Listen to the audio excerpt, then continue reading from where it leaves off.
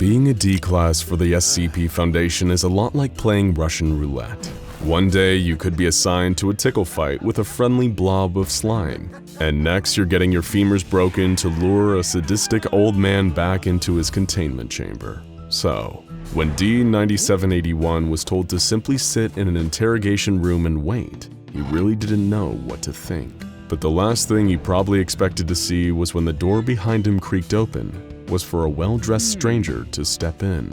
This man wasn't like any member of Foundation staff the D-Class had ever seen. He was a short Caucasian man with a receding hairline and a neat black mustache. Instead of the standard lab coat and shirt normally seen around the facility, this man wore a black waistcoat, a pair of white gloves, and a wry smile that betrayed a sinister intent. He looked like a butler, and not just any butler, but the quintessential butler. If you were asked to doodle a cartoon butler, this would be the man you drew. The D-Class almost laughed in sheer confusion. He had no idea that, in a mere moment, he would be dead. What's the deal, Jeeves?" he asked with a mocking half-smile, but he didn't get to hear a response. The butler approached at frightening speeds. The D-Class, in his last moments on Earth, saw the glint of something metallic under the overhead lights moving too fast for him to see what it was, and then felt a sharp pain across his throat. The butler was standing beside him now, still with that wry little smile. The D-Class could see now that the butler was carrying a small buck knife, dripping with red. Just as he was piecing together what had happened to him, the D-Class collapsed onto the table he was sitting at, his throat expertly slit. His grisly task completed, the butler gave a polite nod and exited the room, smiling at the Foundation guard standing outside. Who is this man? Why is he dressed like this? And most importantly, why is he allowed to murder D-Class personnel on Foundation grounds without consequence? We can answer that first question right now, because this isn't a man at all. He's the anomalous product of SCP-662, also known as the Butler's Handbell. First, we need to go back to the beginning and see how this anomalous object first fell into the hands of the SCP Foundation. Like a lot of anomalous objects now under the care of the Foundation, its true origins remain mysterious, and it spent quite some time underground. We mean that literally, by the way. It was buried with its last owner, a man whose name has since been redacted from Foundation files. Clutched in this unknown man's skeletal hand, it was extremely likely that the bell might never have been seen again. But then a petty thief and grave robber by the name of George Dixon came along and dug up the grave. A simple, greedy act that has changed a number of people's lives forever. Not knowing the true value of what he held, Mr. Dixon made his way to a pawn shop for his payday. There, the store owner made the mistake of lifting up and ringing the bell. As if on cue, he heard footsteps approaching behind him. The store owner turned and gasped. He saw a complete stranger emerging from the stockroom behind him. He was a short, well-dressed man, smiling as he advanced towards him. The proprietor of the pawn shop didn't know who this guy with the strange outfit was, but he assumed he was an accomplice of the man in his store and that the two were trying to rob him. He grabbed a shotgun from underneath his counter, turned to the butler, and blasted him in the chest with both barrels. The butler fell back dead, and George Dixon fled the scene in a blind panic. Contrary to what the owner may have believed, nothing that happened here had been planned. Dixon was just as surprised as he was to see this mysterious butler emerge from the stockroom. So what had just happened? The pawn shop owner reported the incident to the authorities and the butler's body was taken to the local morgue, while the silver bell ended up in a police evidence locker. Later that same night, things went from a strange bungled robbery to a full-on anomaly, attracting the attention of the SCP Foundation. First, the butler's body disappeared from the morgue the second the mortician took her eyes off of it, and then reappeared, now alive, in the police storage locker. Why? Because an unwitting sergeant just so happened to ring the little silver bell. Agent Bradford of the SCP Foundation was promptly on the scene. He pretended to be an FBI agent and escorted the butler off the premises, claiming that this was a notorious escape artist who was wanted for federal crimes in several states. Things didn't go as Bradford planned though, when he discovered that the butler had disappeared from his handcuffs when no one was looking. Agent Bradford theorized that this had something to do with the bell, and he confiscated it for testing. Later, when he rang the bell inside an SCP containment facility, the butler turned up once more. He introduced himself as Mr. Deeds and said that he would happily perform any service that Agent Bradford required. Despite being offered the phenomenal power of a seemingly magical butler, Bradford politely refused the offer and instead handed the bell over to his superiors. But don't worry, Agent Bradford wasn't left completely empty-handed and was given the esteemed SCP Foundation Pat on the Back Award for performing such a professional and selfless act in service of the Foundation. The superior who ended up with the bell, however, wouldn't have quite the same level of professionalism, but more on that later. The bell, cataloged as SCP-662, was small and made of pure silver, with no obvious anomalous elements at face value. It was a mere 4 centimeters tall and 2 centimeters wide, with a small inscription reading, "Forever Mine, SJW." Researchers studying the bell also noted that it lacked its ringer, but whenever the bell was rung, a chime would still sound from somewhere in the room to signal the arrival of Mr. Deeds, the anomalous butler. The object was classified as safe and was kept in high-value storage locker 23C between uses for experiments. It's an extremely low-maintenance anomaly, with the only real requirement being a regular polish to keep the silver from tarnishing over time. But what of Mr. Deeds, the mysterious butler summoned every time someone rings SCP-662? The Foundation needed to find out more, so he was placed under the watchful eye of Foundation researcher Dr. Mirth, who performed the first interview with Mr. Deeds. As you can probably expect from such a classy servant, Mr. Deeds was unfailingly polite during the interview. He always addressed Dr. Mirth as Sir and was extremely accommodating, within reason. Mr. Deeds' true name, birthplace, and date of birth were still a mystery to him. He could only vaguely remember that he was of English ancestry, and that during the time of his childhood, the horse and buggy were the most popular form of transport. When asked about personal details or his past, Mr. Deeds would often appear to become distressed, before apologizing for his inability to remember the details. The most important piece of information that Dr. Mirth obtained early on in the interview was the primary function of Mr. Deeds. He was an entity that quite literally lived to serve. Like a genie being summoned from his lamp, Mr. Deeds would try to perform any task that the summoner gave him, whether it was cooking dinner or robbing banks. There were certain limits to these powers though, and these limits were what Dr. Mirth needed to discover. Dr. Mirth first asked for a glass of iced tea from Mr. Deeds. The butler happily obliged and left the room, walking down the hallway. While attending agents kept their eyes on him, Mr. Deeds continued to merely walk. However, the second they looked away, the cameras observing him malfunctioned.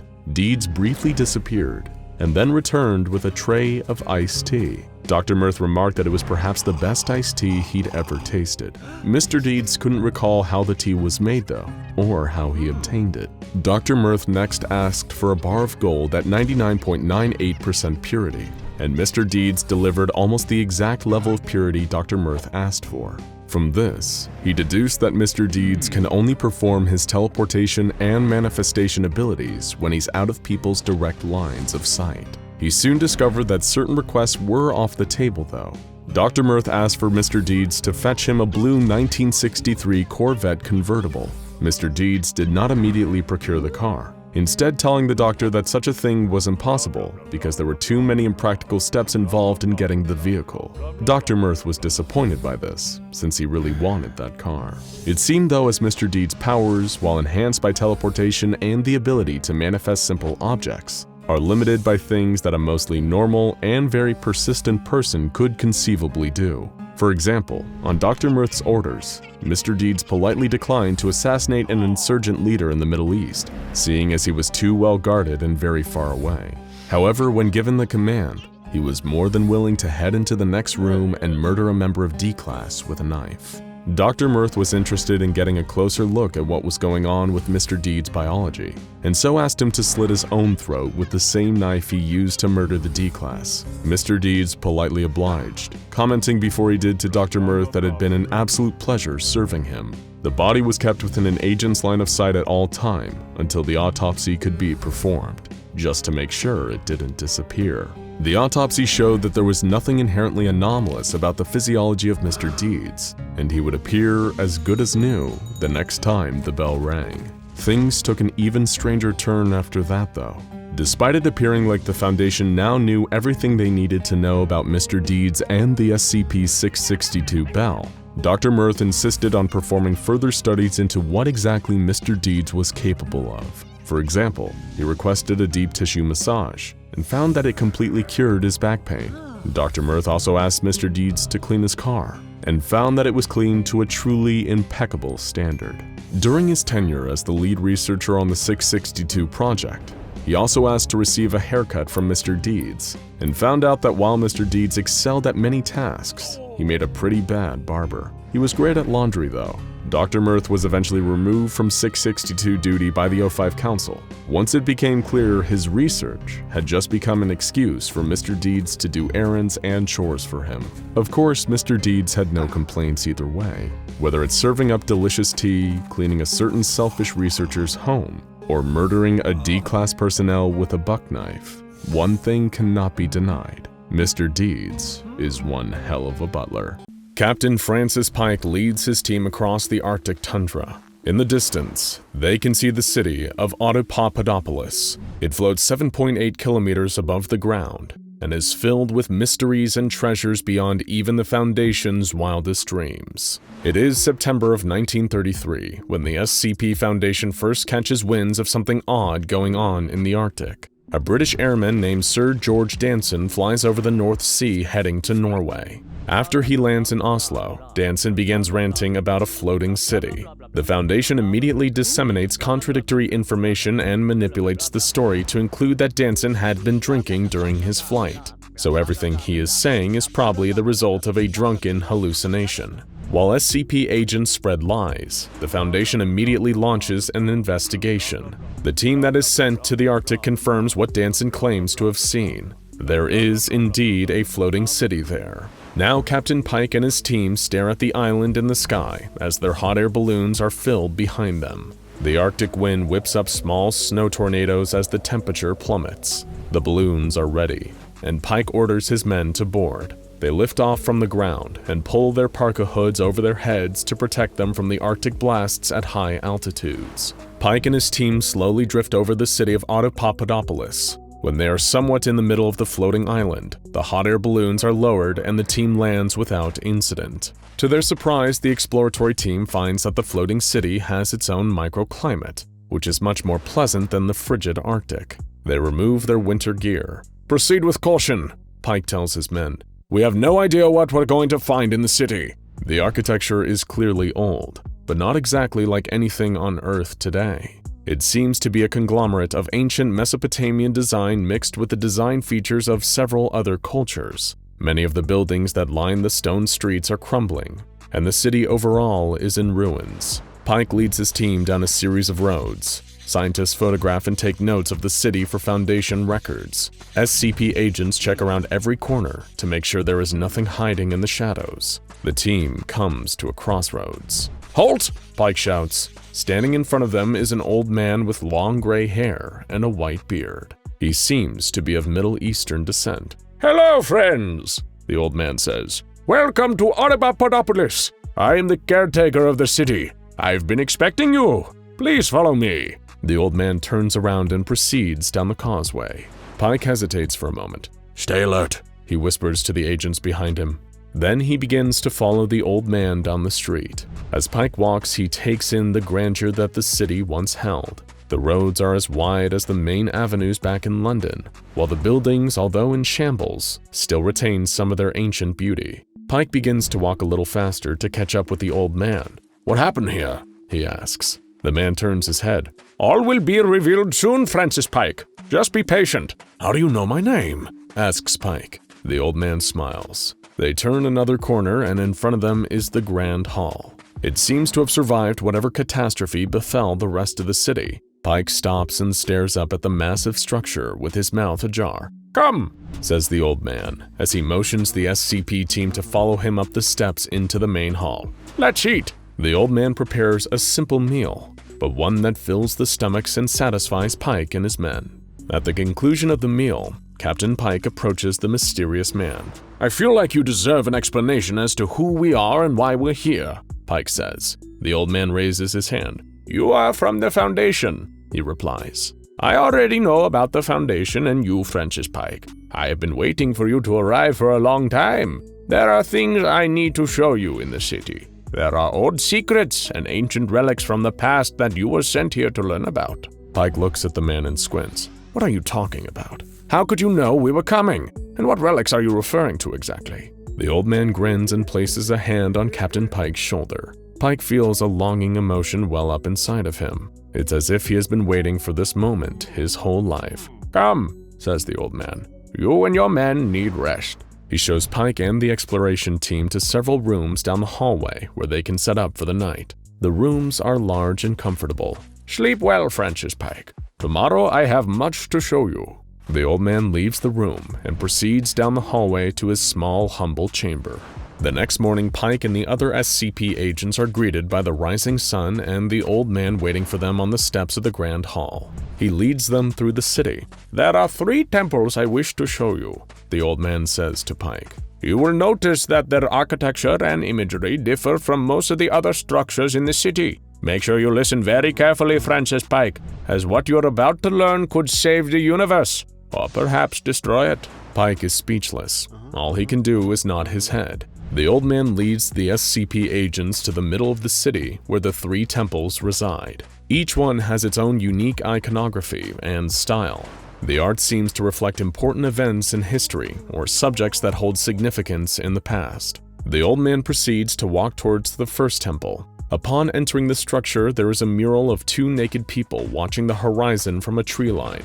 Behind them are a wolf and bear that seem to be protectively standing guard. Directly opposite of this picture is a painting of a figure holding a flaming sword on a hill. As Pike and his team enter the main hall, they are welcomed by a gigantic mural depicting the sun rising over Audapaupadopolis. "This is where the Temple of Sunrise gets its name," the old man says, gesturing to the mural on the far wall. Below the sunrise is a golden man holding a spear with a silver point. He wears a shining crown. Pike can't help but notice that the man in the mural looks similar to their guide, just a lot younger. Perhaps it's his son or a relative, Pike thinks to himself. Above the sunrise is a dragon with green eyes. Engraved across the dragon's body are the words, "They will know what is." The other walls contain images of the same golden man. In one picture, he stands at the foot of a throne with a naked woman wrapped in snakes behind him. On another, the golden man sits on the throne with an iron crown hovering above his head.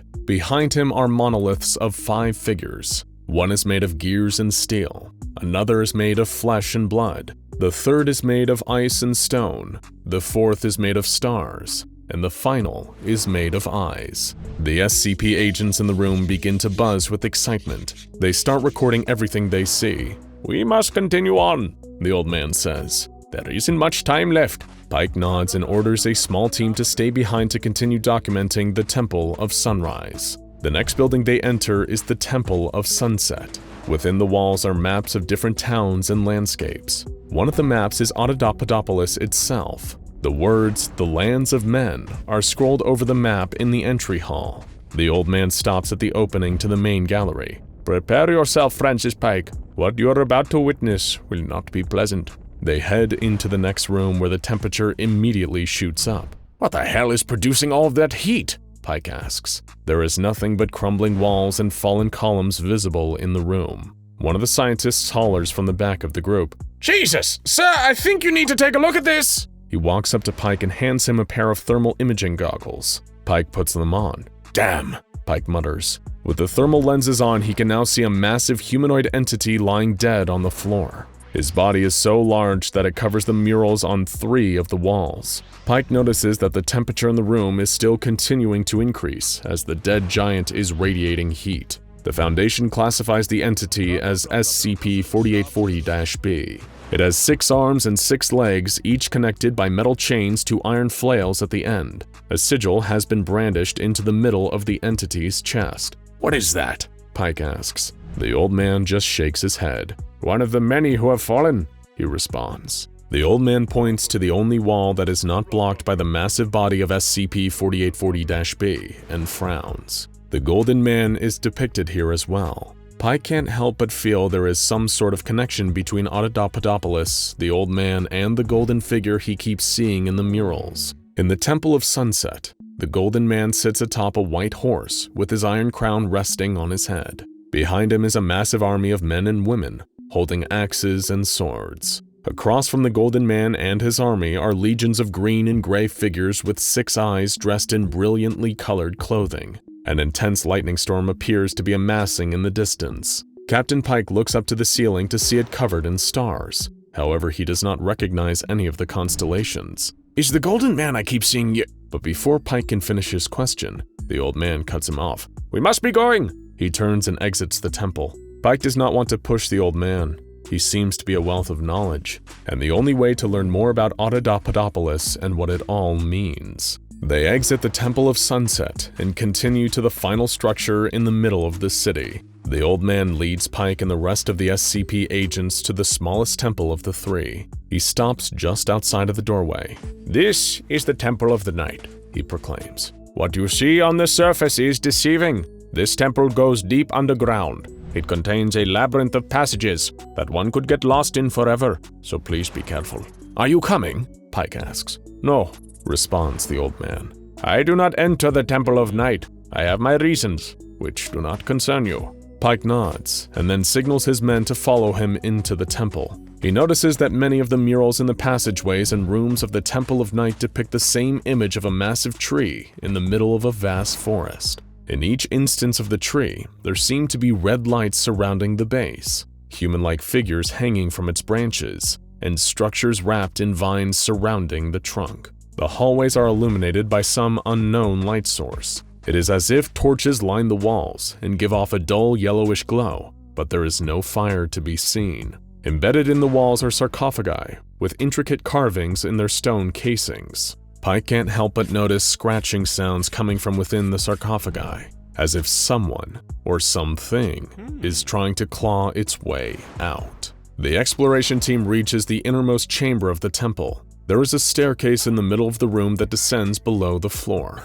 However, its entrance is covered by rubble from a collapsed wall. Suddenly, an SCP agent runs up to Captain Pike. Sir, I think you should see this. Pike follows the man back through a series of twists and turns. He stops at a closed door. The Foundation seal is carved into the wood. It seems as if the carving has been there for a long time, which is impossible since they are the first SCP team to explore the city of Audapaupadopolis. The agent pushes open the door and Pike steps in. He is astonished by what he finds. It seems he has been transported to an abandoned Foundation site. All of the lights are off, but he can tell that it is some kind of central command center due to the screens and setup of the space. Painted in black block letters on one of the walls is Site 000000. Pike quickly exits back through the entryway and shuts the door behind him. He looks at the SCP agent who brought him into the room. Secure this door and make sure no one gets in or comes out. Do I make myself clear?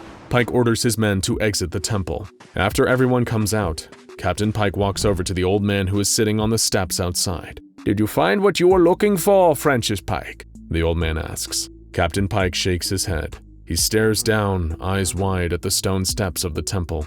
I see, says the old man. I have something else to show you, Francis Pike. The old man leads Pike to the grand hall that they had slept in the night before. He brings him through a series of passageways and down a staircase. They stop in front of a large door. Open it, the old man whispers. Captain Francis Pike walks up to the door and pushes it open. On the other side is endless darkness, from which he hears his own voice speaking to him through the ether. Pike begins to walk towards the darkness. The old man places his hand on Pike's shoulder and pulls him back. Then he shuts the door. The light of the world has long since left that place, and mortal man can no longer walk it, says the old man. I needed to show it to you as a warning. Things are not always what they seem, Francis Pike. That night, Pike lies awake, staring at the ceiling of the grand hall, thinking about the old man. He sits up and begins jotting down his thoughts. In his official report, he identifies the old man as SCP-4840-A, but in his journal, he can't help but refer to him as a friend. There is something about the old man, something special. Pike knows there is much more to his story, and the story of the flying city of Audapaupadopolis. Ask a group of unrelated people how all the life in the universe was created, and they would each probably give you a different answer. Ask someone with a scientific background and they'll tell you the universe was birthed after the Big Bang, and that life gradually evolved on Earth over millions of years. Or if you were to ask someone of the Christian faith, they might tell you that God created the entire universe in 6 days, every planet, star, even giving life to every single creature, then took Sunday off. Every belief system since the dawn of humanity, whether monotheistic, pantheistic, or even atheistic, have had their own creation stories and myths. And then there's the answer that a member of the Church of the Broken God would give you. And trust us, it's far more complicated. Just in case you've never heard them mentioned before, the Church of the Broken God is an anomalous religious organization and group of interest. The SCP Foundation has actually had a number of encounters with the Church over the years, and we'll get to why that is in a moment. Members of the Church share in the belief that life, specifically biological flesh-based life like that of human beings, is inherently wrong, a direct product of evil. Their religion focuses on the worship of mechanization, which is the process of making something or someone more mechanical in nature. So what do members of the church believe created life in the universe? Well, according to their beliefs, in the beginning there were 2 ancient and powerful beings, named Yaldabaoth and Mechane, who created humanity together. Yaldabaoth was the god of flesh and animal instinct, granting human bodies, while Mechane, the god of machine and intellect, blessed man with the power of free thought. As humankind developed, its civilization began building machines. This enraged Yaldabaoth, seeing that the humans were ignoring the instincts she had bestowed upon them. As a result, she swore to destroy all the creations of man, seeking to revert them back to the animalistic state she had intended for them. According to the church's legend, Mechane acted as humanity's savior and intervened to stop Yaldabaoth. The god of machine shattered himself, transforming his metal body into a number of pieces to form a cage for his fellow god. These fragments of Mechane's body rained down on planet Earth, scattered and lost. The Church of the Broken God believes it is their duty, their only true purpose, to recover those pieces. As such, the Church is devoted to the worship of Mechane, their broken god that lies in fragments scattered across the world. Often using anomalous technology, members of the Church of the Broken God intend to uncover or steal these various components. The Church's ultimate goal is to bring the correct pieces together and eventually restore Mechane's form. It is their hope that he will guide them to intellectual enlightenment and bless them with new mechanical forms so that they can discard their mortal bodies of flesh and blood and ascend to a fully mechanized way of life. The one problem is that there could be potentially hundreds of pieces required in order to rebuild Mechane. He cannot lead the church to glory and defeat Yaldabaoth once and for all with parts still missing. A number of these pieces have already surfaced as cataloged SCPs that the Foundation is either aware of or has in containment. Among them are SCP-882, or His Broken Heart, to the Church, SCP-271, His Broken Gift, SCP-813, His Broken Eyes, SCP-1139, His Broken Tongue, SCP-635, His Broken Mind, and finally, His Broken Blood, which refers to SCP-217. And then there's SCP-3179, sometimes referred to as the Seed. In 1909, a meteor shower rained over Dellington, a tiny village in England. But something else fell with the meteors. Something otherworldly. It was made out of liquid metal, its form constantly shifting and shimmering, never staying at the same mass or held in the same shape for long. The object, whatever it was, quickly fell into the possession of a group known as the Cogwork Orthodoxy. You see, within the religion of the Church of the Broken God, there exists a number of splinter factions that, ironically, broke away from the main church. One such group, referred to as the Cogwork Orthodox Church, augment their own bodies through mechanical implants. However, we aren't talking microchips. The Cogwork Orthodox Church will only use technology from the late Industrial Revolution, as they think it is more fitting of their god, Mechane. So what does this object, SCP-3179, have to do with all these tales of mechanical churches and broken gods? SCP-3179 is capable of extending its mass, forming long, rod-like metal structures that protrude from its central mass. These rods are then used to create smaller entities, referred to as SCP-3179-1. These entities might lack the ability to expand or change shape the same way that SCP-3179 can, but they are specialized for a wide range of functions. The SCP-3179-1 creations are usually designed to help free SCP-3179 from its containment, and will obey this purpose without exception. Yet somehow they do not appear capable of communicating with the main body that they were created from. While SCP-3179 remains as a constant mass of liquid metal, the entities it creates are able to simulate an exterior organic appearance. In other words, they look like they are alive. Still struggling to find out why the Cogwork Orthodoxy and the Church of the Broken God would be so interested in this thing? Well, maybe this will answer that burning question. Warranty Silas, one of the members of the Cogwork Orthodoxy that recovered SCP-3179, thought the metallic object was the seed of Mechane. According to the beliefs of the Church, this liquid metal entity would one day expand to form the offspring of their broken god. Perhaps hoping to protect the future child of their faith's deity, the Cogwork Orthodoxy constructed a containment bunker around SCP-3179 in 1917. At first, this sturdy container seemed to have done its job, possibly having even been made using anomalous methods or properties to keep SCP-3179 in place. For over 100 years, it successfully held the entity and restricted its ability to grow. However, the unit has since been damaged by multiple attempts by the entity to breach its containment, and will likely fail completely within the next 5 years. You see, SCP-3179 isn't just alive, but sentient. The liquid metal entity has displayed an extremely high level of intelligence, although not through direct communication. It shows its intelligence through its evolving tactics, changing the shape of its mass or creating more instances of SCP-3179-1 to aid in its escape.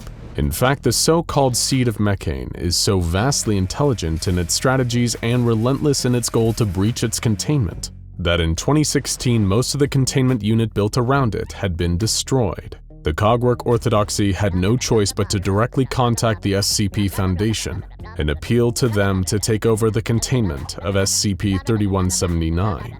Even after this exchange, the Foundation still had significant trouble keeping the entity contained. They couldn't transport it, instead assigning a mobile task force, Zeta-10, codenamed Death Metal, to monitor SCP-3179's growth. If a section of its body expanded too far beyond an acceptable level, these personnel had to step in and sever it from the main body of SCP-3179. Any part sliced, severed, or otherwise removed from the liquid metal mass still continues to grow for several hours after its removal. However, this growth eventually stops, and these pieces are left inert and lifeless. For example, on one occasion in late December of 2016, SCP-3179 grew a number of metal supports from its main body, not unlike multiple pairs of legs. Before the entity could use these new appendages to pull itself free and escape its containment, members of MTF Death Metal stepped in and severed them before they could fully grow.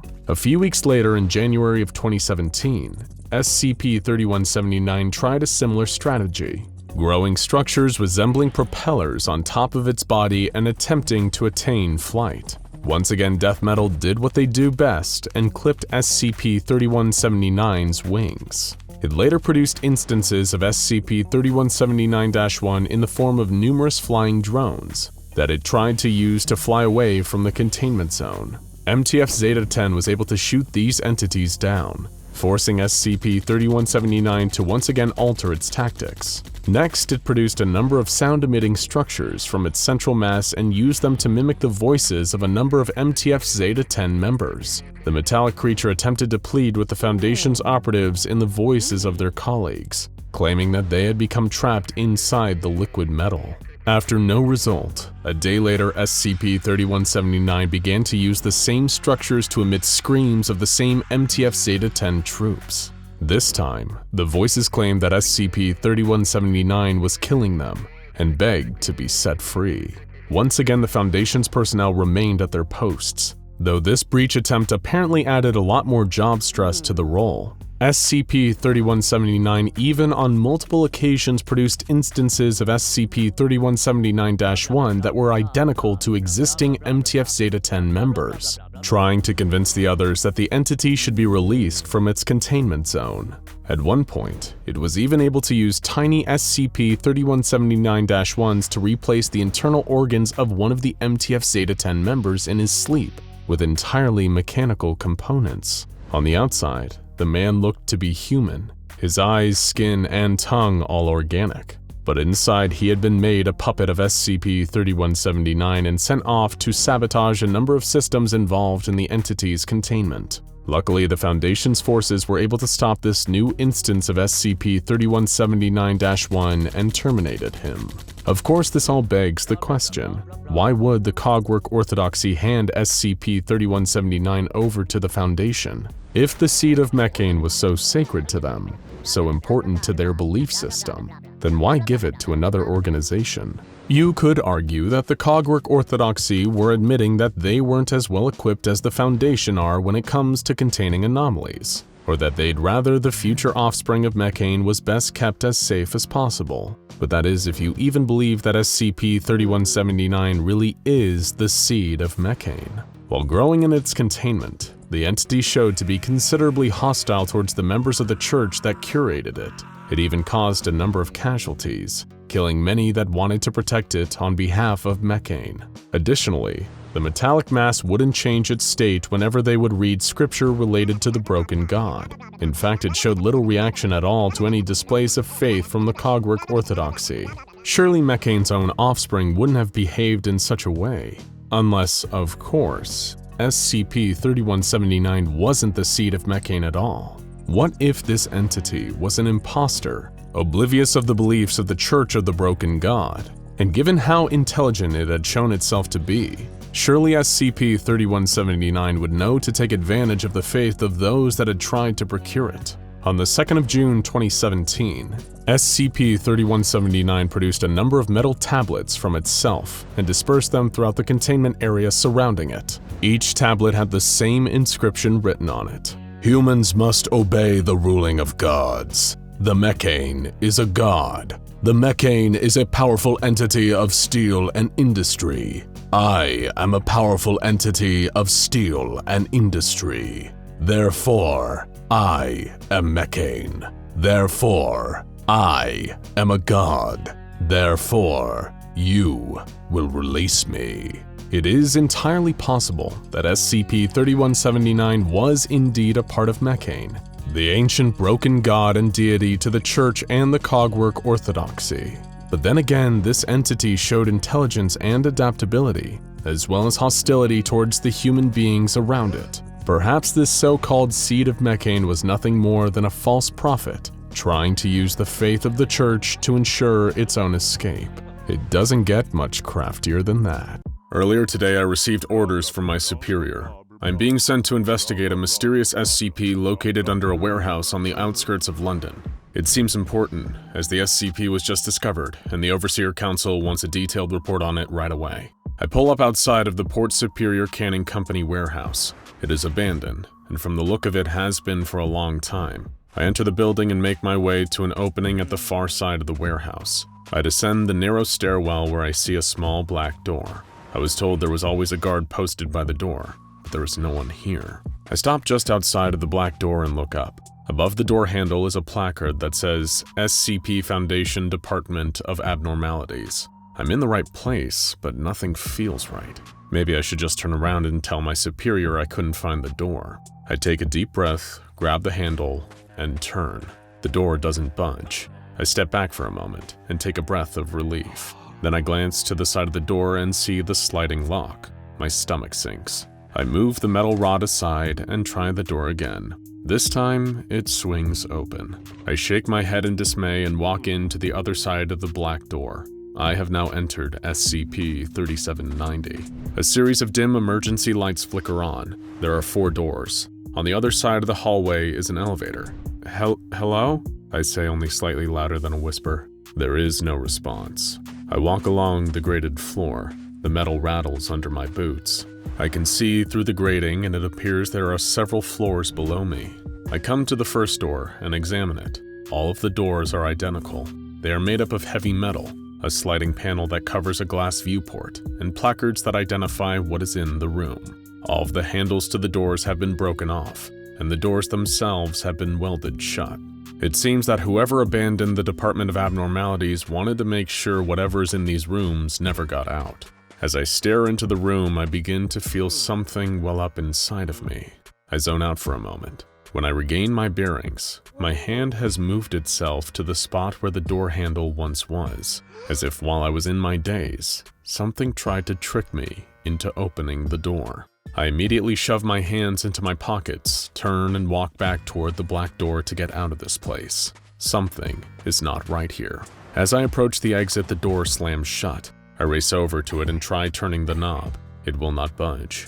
I've been locked in SCP-3790. I begin to panic as my eyes dart from door to door, scanning for a way out. There is nowhere to go but deeper into the Department of Abnormalities. I glance down to my right and notice something lying on the ground. It's a clipboard. I pick it up and skim through the pages of the legal pad that is attached to it. Most of what is written seems like the ravings of a madman, but on one page there are some coherent notes. It says, "Think it's about time. Need to lock down the other sites before I go. Take care." There is a list of 10 Roman numerals with either the word locked or unlocked beside them. 7, 8, and 10 all remain unlocked. I'm not sure if this is a good or a bad thing, but it seems that whoever was here before me is now on their way to complete what they started. I toss the clipboard and look down the corridor, hoping that a magical door will appear and let me out of the Department of Abnormalities. After several minutes, I decide to explore SCP-3790 more thoroughly. Perhaps there is another way out on a different level. This gets my hopes up slightly, but part of me believes that this will be where I spend the rest of my short life. I walk back up to the door where I think I hear music coming from. I wipe the dust and grime off the placard and read what it says. The name written on it is Vivaldi. I slide the panel away from the viewport and look inside. The chamber is completely empty except for one object. In the far corner of the room, a violin is propped up against the wall. In front of it is a broken bow. I squint my eyes to get a better look at the instrument. It seems normal enough. Suddenly, an uneasy feeling comes over me, like I'm being watched. I whip the panel closed over the viewport and back away from the door.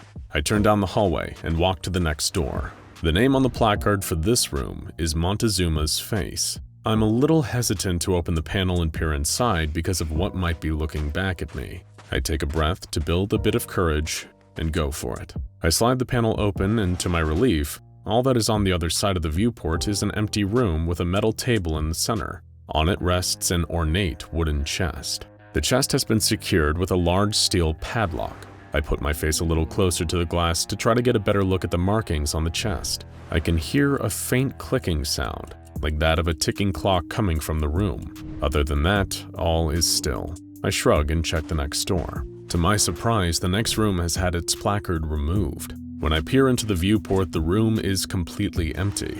This is strange, as this door has also been welded shut. The fourth door in the corridor has had its placard damaged, making the text on it unreadable. I slide the panel open and look inside. There appears to be nothing there, but upon closer inspection, I see that the concrete walls are covered in claw marks. It looks like whatever was in this chamber had incredibly sharp talons and was not happy about being detained. On the floor are pieces of bone that have had the meat picked clean from them. Each room is another mystery, but offers no way out of the Department of Abnormalities. My only hope is to go deeper into the facility.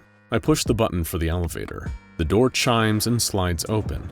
I step inside and look at the 7 buttons on the panel. Next to each one is the level number it corresponds to.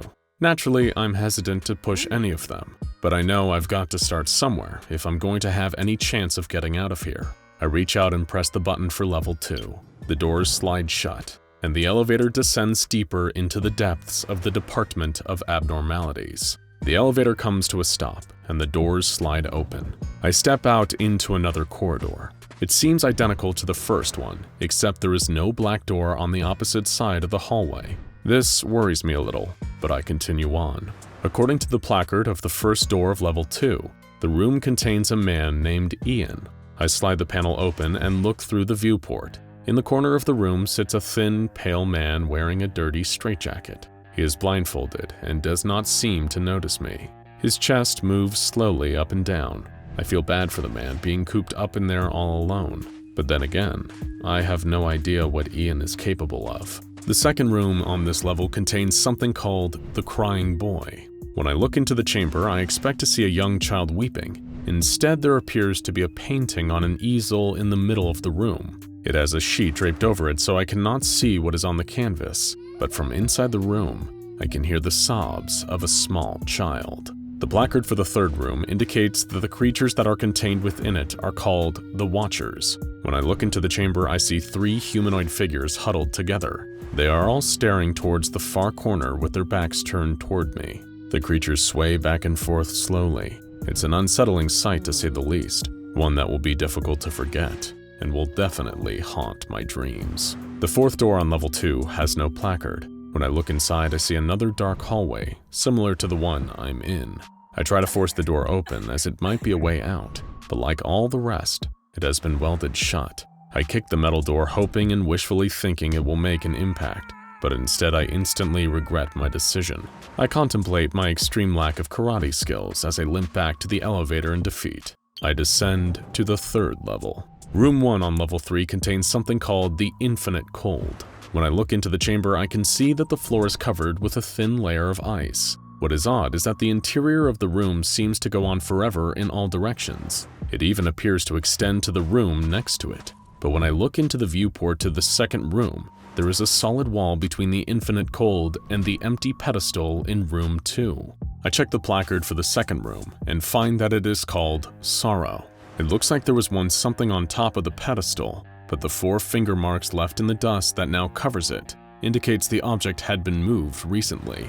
The third room is named World Without Man. Unsurprisingly, the chamber is completely empty. The fourth room on this level is labeled Adam's Hatred. This does not seem like something I want to see, but I slide the panel away from the viewport and glance in anyway. In the back of the room is a large black mass slowly oscillating in mid-air. I feel anger begin to fill me.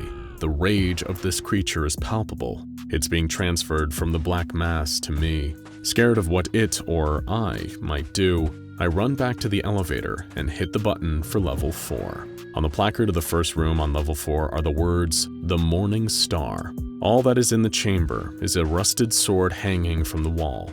However, as I move my face closer to the window to get a better look, the temperature starts to rise. It feels like the fires of hell are just on the other side of this door. The placard for the next room is labeled Wormwood, but when I open the panel to peer inside, there is something obstructing my view.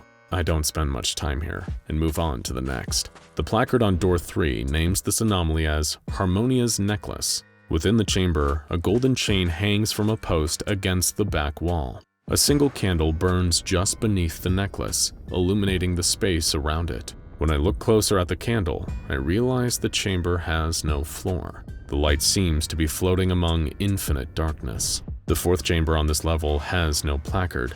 When I look inside, the room is unlit. All I feel is a sense of dread, a feeling that follows me all the way back to the elevator. I descend to level 5. The first door is labeled as the Heart of Man. Inside is a human heart suspended in mid-air by a wire hanging from the ceiling. I look closer and to my horror, I see the heart is still beating. The entire room starts to distort. My own heart aches. I run down the hallway to the second door. The placard for this room has been pried off. The word hello has been scratched into the metal where the label once was. When I try to slide the panel over to look into the room, I find that just like the door itself, the panel has also been welded shut. Whatever is on the other side of this door must truly be terrible. The third door contains something called Channel 55. In the room, there is a small CRT television set under a dark cloth. I can see the light from the TV shining through the sheet, but cannot make out the image on the screen. The fourth door of floor 5 has a placard with the words Living Nightmare printed on it. I pause for a moment to think if I really want to see what is inside this room. I figure I've come this far and maybe it's just a trick to keep me from finding the exit. I slowly slide the panel away from the viewport. It makes a sound like a creaky door opening in a haunted house. In the room, there is a bed resting on a metal frame. Someone appears to be lying on the bed with a sheet pulled over their head. Creepy, I think. I walk back to the elevator and cannot help but feel I am about to reach something terrifyingly significant in my journey. One way or another, whatever is on the next 2 floors will seal my fate. I get off on level 6. It looks identical to all of the previous floors. The first room contains something called Mr. Silence. Resting on the back chamber wall is a tall wooden box. It has been painted black with a purple W adorning the front of it. I hold my breath for a moment. It's so quiet that the silence hurts my ears. The second room contains the dead man's chair. In the corner of the chamber is a wooden seat. There is no one sitting on it, but as I look at the shadow against the wall, there is clearly a figure seated there. I glance back at the wooden chair, but it is still empty, and upon a second look at the shadow, the figure is gone. The placard on the third door reads, "What'see?" When I slide open the viewport, it is covered in ice. I can't see completely through the ice, but from what I can make out, there seems to be a dark shape standing in the middle of the room. The fourth door on level 6 contains Apollyon's crown. There are scratch marks all across the metal door. It looks as if something was trying to get into the room instead of out of it. In the chamber itself is a silver lockbox resting on a table. Whatever is inside must be very important to someone. I enter the elevator and press the button for level 7. The door slides shut, and the elevator begins to descend to the bottom level. I know that if there is no way out on this floor, I will be trapped like all of the other objects in the Department of Abnormalities. The bell chimes, indicating I've reached what I hope is my way out of here. The doors slide open. I take a few steps out into a corridor that looks like all the rest. I turn and gaze into the first room on the floor. Instantly, terror fills every centimeter of space in my core. It feels as if my heart stops. Frozen in fear for a moment, I try to scream but nothing escapes. I come to my senses and am able to use my legs again. I run back to the elevator and hit the button for the first floor. As the elevator ascends back to where I began this nightmarish tour, my body trembles more and more. As soon as the elevator chimes at level 1, without hesitation and with my shaking hands and nimble fingers, I immediately rip open the button panel and tear out the wires connected to level 7. No one should ever have to see what is that far down in the Department of Abnormalities, and now no one ever will. You're a researcher working at Site 19 for the SCP Foundation, just going about your day, minding your own business. You've spent your morning keeping an eye on the D-classes who are keeping their eyes on SCP-173. The clock strikes noon, and you decide to break for lunch, where you'll enjoy the delicious tuna sandwich you made for yourself this morning. You're sitting alone in one of Site 19's numerous employee break rooms, chewing the first bite of your sandwich as you try in vain to wrap your head around SCP-055, the unknowable anti-meme when a scent wafts past your nose. It's the worst thing you've ever smelled, like a mix of body odor, dirt, and musty old clothes. You turn to look for the source of the smell, and suddenly realize that you're not alone in the room. There's a man standing next to you. He's tall, with a scruffy face lined by age. He's wearing a long woolen coat that dangles past his knees. He doesn't say a word though. He's just staring, but not at you, at your sandwich. Before you can open your tuna-filled mouth to say something, his greatcoat opens, and a long green tentacle slithers out, grabbing your sandwich and pulling it out of your hands. You start to protest, and then another limb emerges from the coat, long and reptilian. It places a single finger upon your lips and shushes you. The tentacle lifts your delicious tuna sandwich up to the strange man's face, and he starts to eat it in front of you, maintaining eye contact the entire time. Then, after he finishes your lunch, he just turns and makes his exit, leaving you alone in the break room, and hungry. Later that day, you request a meeting with your supervisor, hoping to get some answers about what you saw in the break room. Maybe some compensation for the stolen sandwich. Or at the very least, a little sympathy for how hungry you've been all afternoon. But your supervisor does none of that. Instead, the color drains from their cheeks and they begin to sweat. You ask what's wrong, and your supervisor murmurs one brief sentence. "You just met the most powerful person in the world." Of course you've heard of the O5 Council. They're the most powerful people in the entire SCP Foundation, both in terms of institutional control and perhaps even literal raw power. Depending on who you ask, they might be a group of elite Foundation agents and researchers who rose to the very top of the pyramid, a secret room full of dusty, old, power-hungry bureaucrats, or a cabal of superpowered beings that transcend the bounds of our dimension. In short, almost nobody is more powerful than the Foundation's O5 Council. But who oversees the overseers, if anyone at all? If they do exist, then who's the one figure in Foundation lore more secret than the most secretive group imaginable? There's only one answer to this question. A figure known only as the Administrator.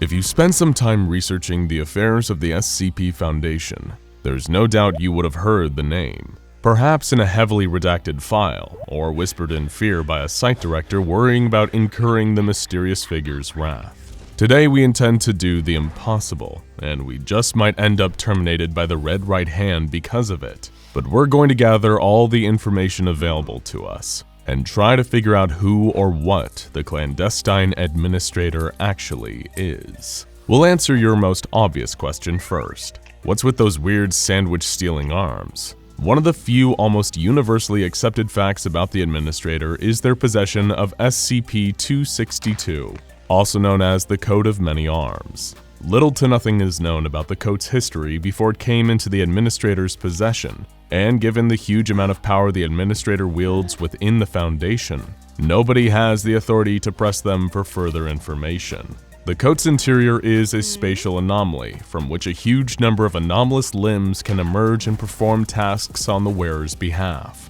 It's such a useful item that the Foundation has even considered weaponizing it for field agents, as the arms emerging from the coat are able to perform tasks as diverse as playing the piano with 2 or more hands, to blocking attacks directed towards the wearer that otherwise would have been fatal. The limbs themselves are also varied, from normal-looking human limbs to tentacles and paws. The Administrator only finally surrendered the coat to the Foundation in the end because it was taking up too much space in their closet, and presumably needed the room for the next season's most fashionable anomalous clothing. For centuries though, you wouldn't see the Administrator without the many-armed coat.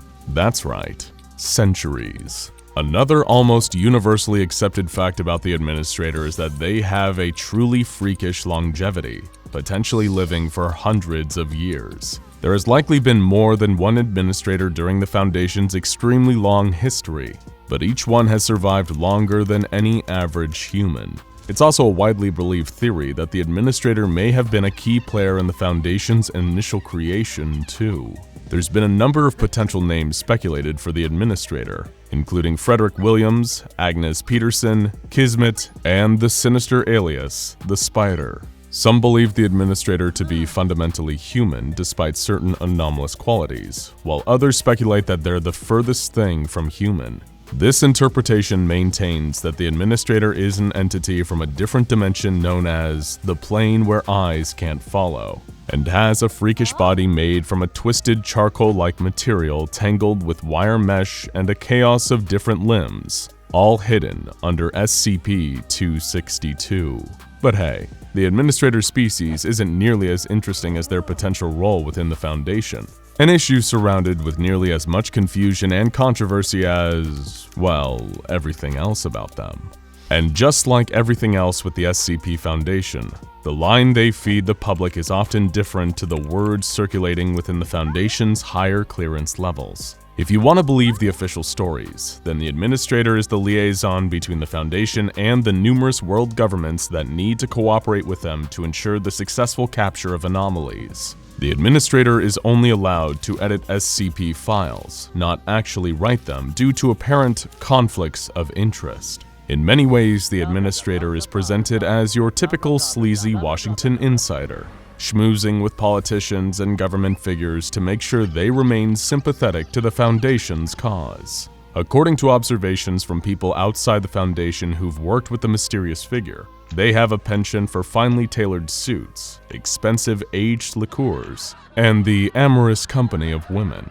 Despite being a bit of a drunken horn dog though, people tend to describe the administrator as likable and easy to get along with regardless of where you fall on the political spectrum. They're also respected by many, and whenever something upsets them, even powerful world leaders are eager to try and appease them. Maybe because they are described as being freakishly strong when the situation demands it. Hey, even world leaders can change their minds when they have their arms twisted, literally. While there's nothing too outwardly bizarre about this iteration of the administrator, we don't actually know how much of this is true. A fact that really shouldn't surprise you by now. And if being well versed in the world of SCPs has taught you anything, it's that the SCP Foundation's PR and disinformation teams are not to be trusted. So who can be trusted? Is there any perspective on this mysterious figure that can be taken reliably?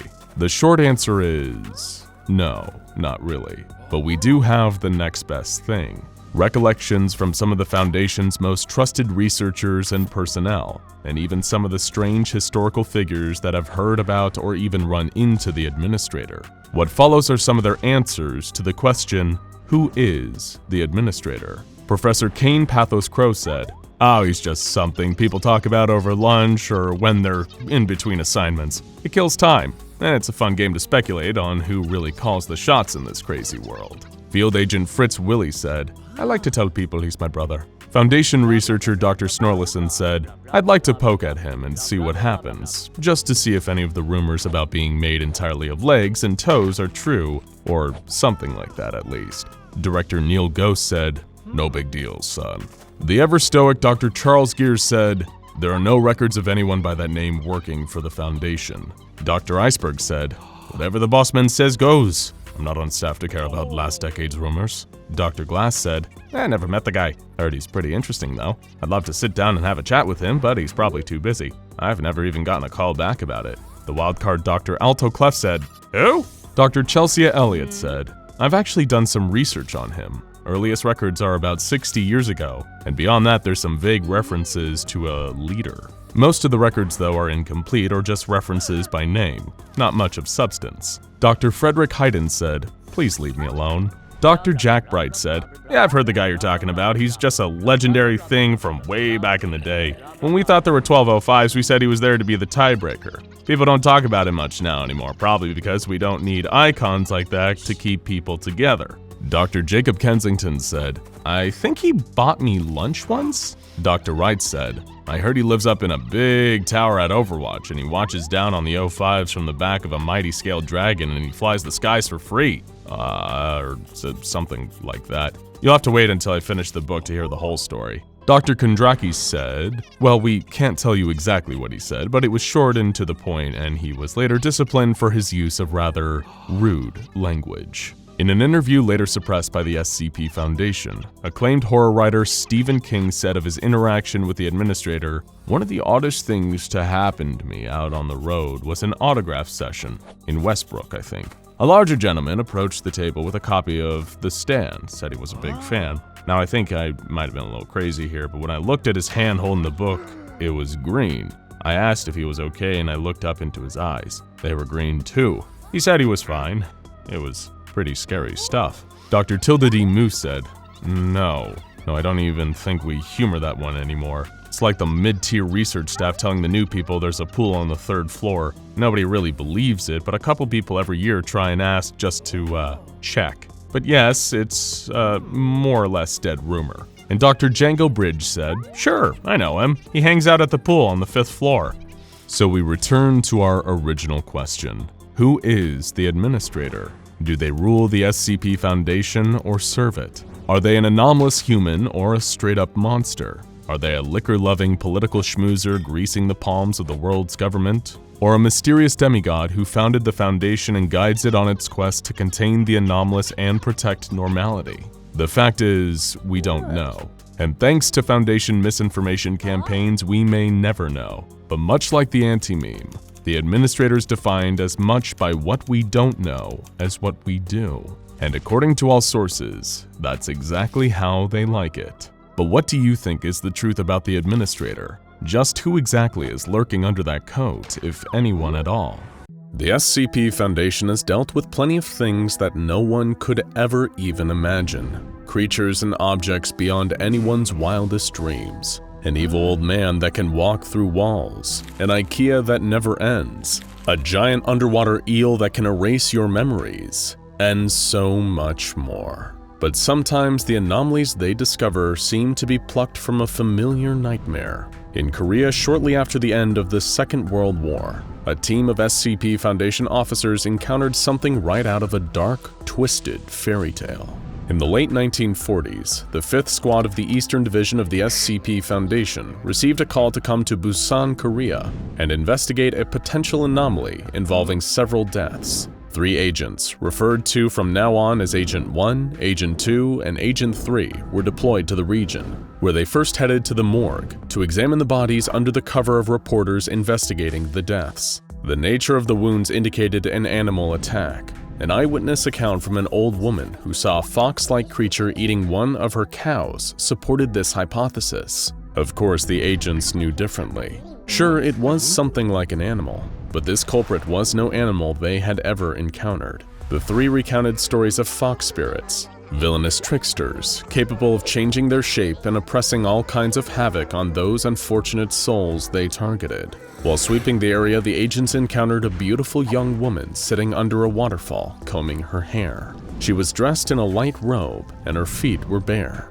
This, they noticed, gave her away. Instead of having human feet, she had paws covered in reddish fur. The agents assumed that this creature was inexperienced, unable to properly conceal herself. They believed they had the upper hand on her. They would soon see the error of their ways. The woman greeted the 3 men and invited them to have dinner at her nearby cottage. Believing themselves to be relatively safe, armed as they were, and with 3 people against one delicate, if inhuman woman, they agreed. The fox woman ushered them to a lovely rustic cottage and sat them down at the dining table.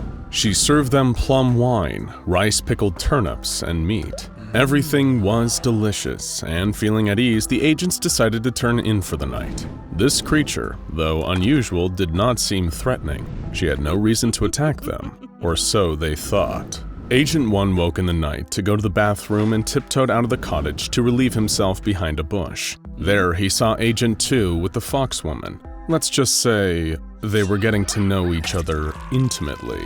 Suddenly, an abrupt change of mood, she bit him. She tore the man's throat out with her teeth before he could scream, turning his cries to a wet, useless gurgle. Then she took her hand and plunged it into his belly, shredding the flesh with razor-sharp claws. He thrashed and tried to fight her off, but she shoved him to the ground and tore his stomach open, rooting around inside for something. When she found it, she stopped and gleefully tore out his liver. As the first agent looked on in horror, she lifted his colleague's liver and swallowed it whole in one single gulp. Not noticing her onlooker, she continued her vile work, peeling her victim's skin like an orange. The agent who witnessed the whole thing regained his ability to move, adrenaline flooding his veins, and ran back to the cottage in search of his remaining teammate. Agent 1 shook Agent 3 awake, babbling incoherently as he tried to explain what was going on, and the fact that they needed to leave, and they needed to leave now. To his shock, Agent 2 walked into the room, asking what all the noise was about. Agent 1 immediately noticed the man's glowing yellow eyes and made his next move without thinking. He pulled out his gun and fired. Agent 3 drew his weapon next, pointing it at 1 and yelling for him to put the weapon away. 1 tried to explain that this man was not their friend, but rather the fox in disguise, but he wouldn't listen. The fox grabbed 1, and 3 shot him in the upper arm. Agent 1 dropped to the ground, wailing in pain as the fox laughed in a high-pitched, devilish whine. Agent 1 scrambled away, crawling into the living room and slamming the rice paper screen door shut. There, laid out on the dining table, was another agent. They had seen this man at the base of the mountain only a few days ago, but now here he was, eyes wide and glassy, and skin flayed open. Then Agent 1 saw the remains of their dinner. In the bowls, there was the flesh of their fallen colleague. With it was not rice, but maggots crawling over the meat. Agent 1 was able to improvise a weapon, breaking off a portion of the wooden beam and stabbing the fox through the stomach as she lunged through the rice paper door. He made his way through the forest, running as fast as he could with his gunshot wound. He found his way to the bank of the river and attempted to cross. However, he was disoriented and afraid. It was pitch black outside, and he was nauseous from the pain. He slipped on the wet rocks and hit his head, falling into the water. The rapids carried him away, pulling him downstream for half a mile before he was able to grab hold of an exposed branch. Agent 1 made his way back to his team's van, broke a window, and pulled a flamethrower from the back. He recalled legends about similar fox-like creatures mentioning an aversion to fire, and so he prepared to fight her off with as much as he could get. Just as he readied the flamethrower for use, the foxwoman emerged from the tree line. What happened next is unknown, lost from the official record. However, after several days, a retrieval team tracked down Agent 1 and rescued him, capturing the foxwoman in the process. He was taken to the hospital, where he remained with a serious infection for several days before he was discharged. Initially, the Foundation planned to terminate the creature. However, Agent 1 vehemently opposed that decision. He insisted that they should keep her alive. He also recommended the containment methods used to imprison her be adjusted. The agent promised that she would not be held by the chosen methods, and that the result of her inevitable escape would be devastating. In his official interview, he had this to say on the subject. "Like I said, she's spiteful. Every little slight in her eye she saves up. The only way she knows how to repay an insult is death. Chaining her to the wall like an animal. When she gets out, and she will get out, she's going to kill everyone who had the slightest thing to do with it. She won't settle for anything else." Much to the Foundation's surprise, Agent 1 visited the foxwoman in her holding cell several times. The Foundation attempted to understand this concerning behavior, but Agent 1 refused to admit that there was something strange about it. His attachment to the foxwoman had been attributed to Stockholm Syndrome, brought on as a result of several days in the woods spent as her captive. To this day, Agent 1 is the only person to survive that long alone with the creature that is now known as SCP-953. SCP-953 is a female red fox, weighing approximately 8 kilograms. Unlike an ordinary fox, her spine splits at the base into 9 different tails, previously referred to as a kitsune, the shape-shifting fox spirit of Japanese legend. It has since been discovered that she is actually a kumiho, a Korean fox spirit with similar qualities. SCP-953 is a polymorph, also known as a shapeshifter, though she retains some aspects of her fox-like appearance no matter what form she is in, including ears, paws, tails, eyes, and fur. Though she attempts to cover these revealing physical traits with clothes and hairstyling, she is unable to get rid of them entirely. In addition to her shapeshifting, 953 has potent psychic abilities, including the powers of suggestion and telepathy. She has used these abilities to wreak havoc on her victims, causing them to experience terrifying hallucinations, hurt themselves, and in one particularly horrific case, convincing a mother to kill, cook, and eat her own child. She has also successfully used these abilities to escape containment 6 times. SCP-953's most recent escape caused the deaths of 10 Foundation staff. After destroying nearby security cameras, she shifted into the appearance of an adult man, walking out the front door in a stolen lab coat. Anyone who stopped her to ask for identification was swiftly slaughtered. After her escape, the fox disappeared for 5 years until she resurfaced at YIFCON, a convention for furries and anthropomorphic animal enthusiasts. There, the fox-like ears and tail that might draw attention in other places allowed her to hide in plain sight. The Foundation was alerted to her presence when a terrified hotel housekeeper called 911 after walking in on SCP-953 slicing open the torso of a dead convention-goer. By the time the Foundation reached the convention center and captured the fox, she had left 24 corpses in her wake. The bodies, all mutilated almost beyond recognition, were found scattered throughout the hotel in various places, including stuffed into a mattress, hanging over a shower curtain rod, rolled up in a carpet, and strewn across a banquet table.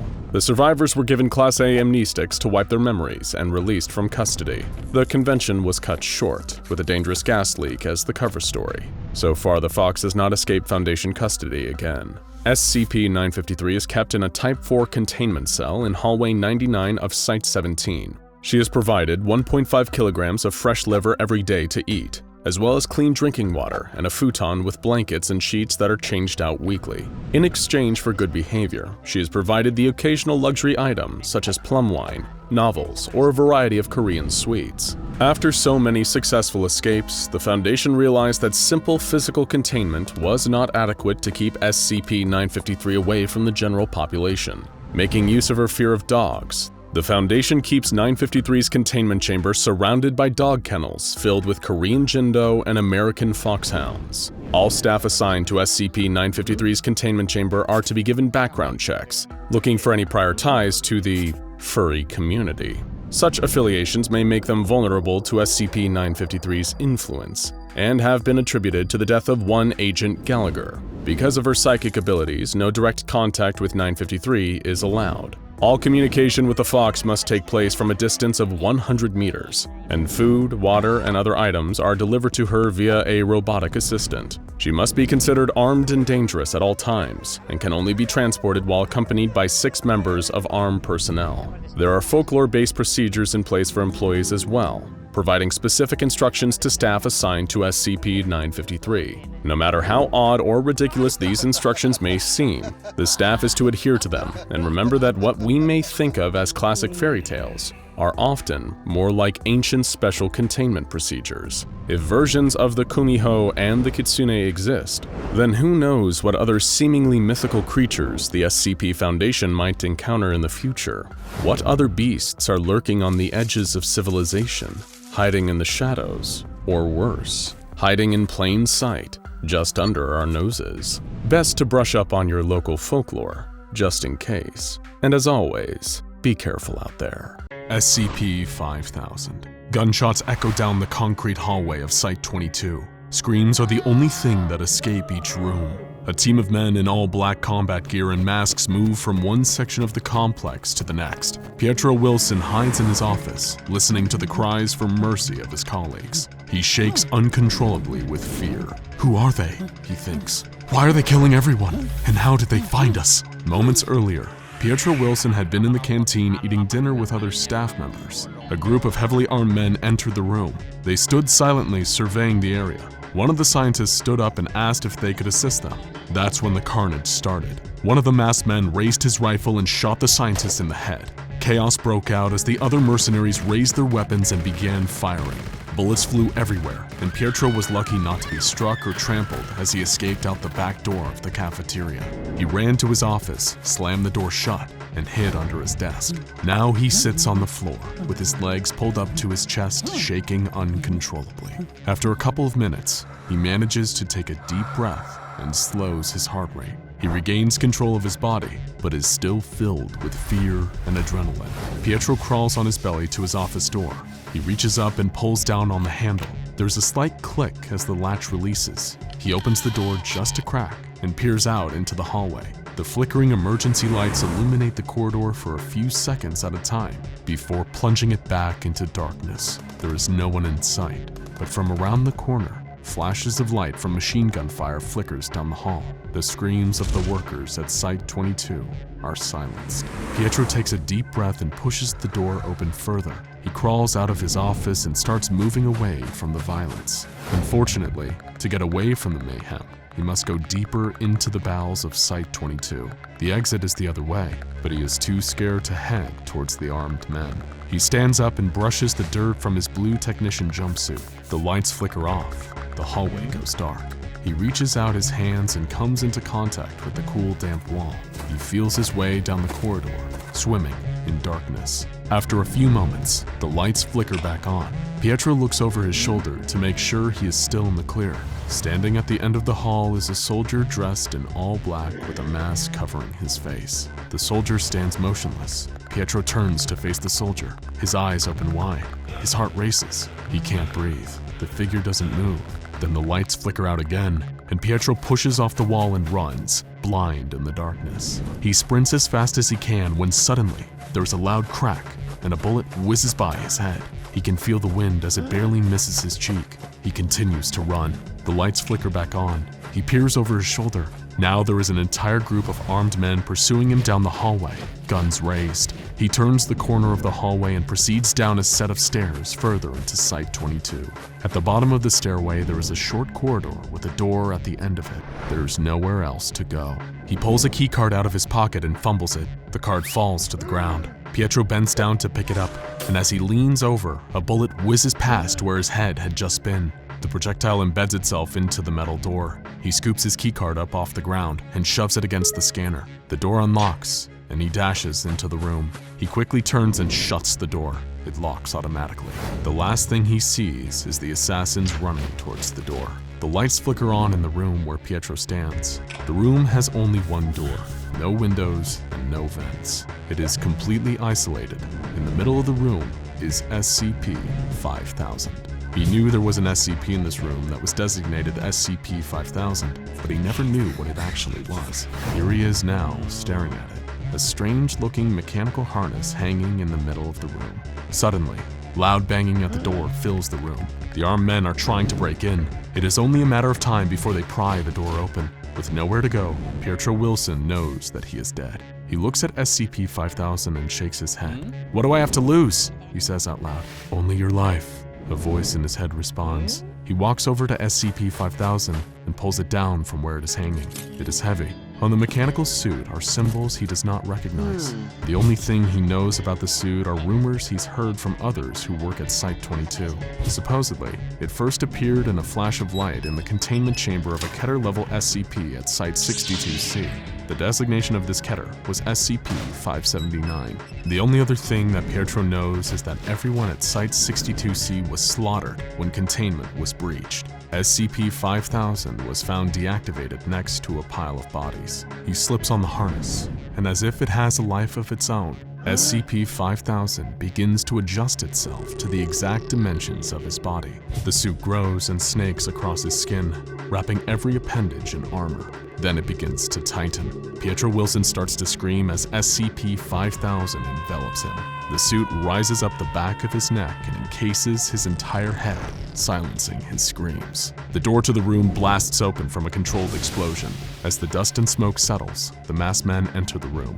Their flashlights move from side to side as they search for the elusive technician who had just entered. There is no one in the room. All that is there is an empty rack in the middle of the chamber. The men fan out, but there is no other exit. The room is just a solid square of concrete. They're baffled.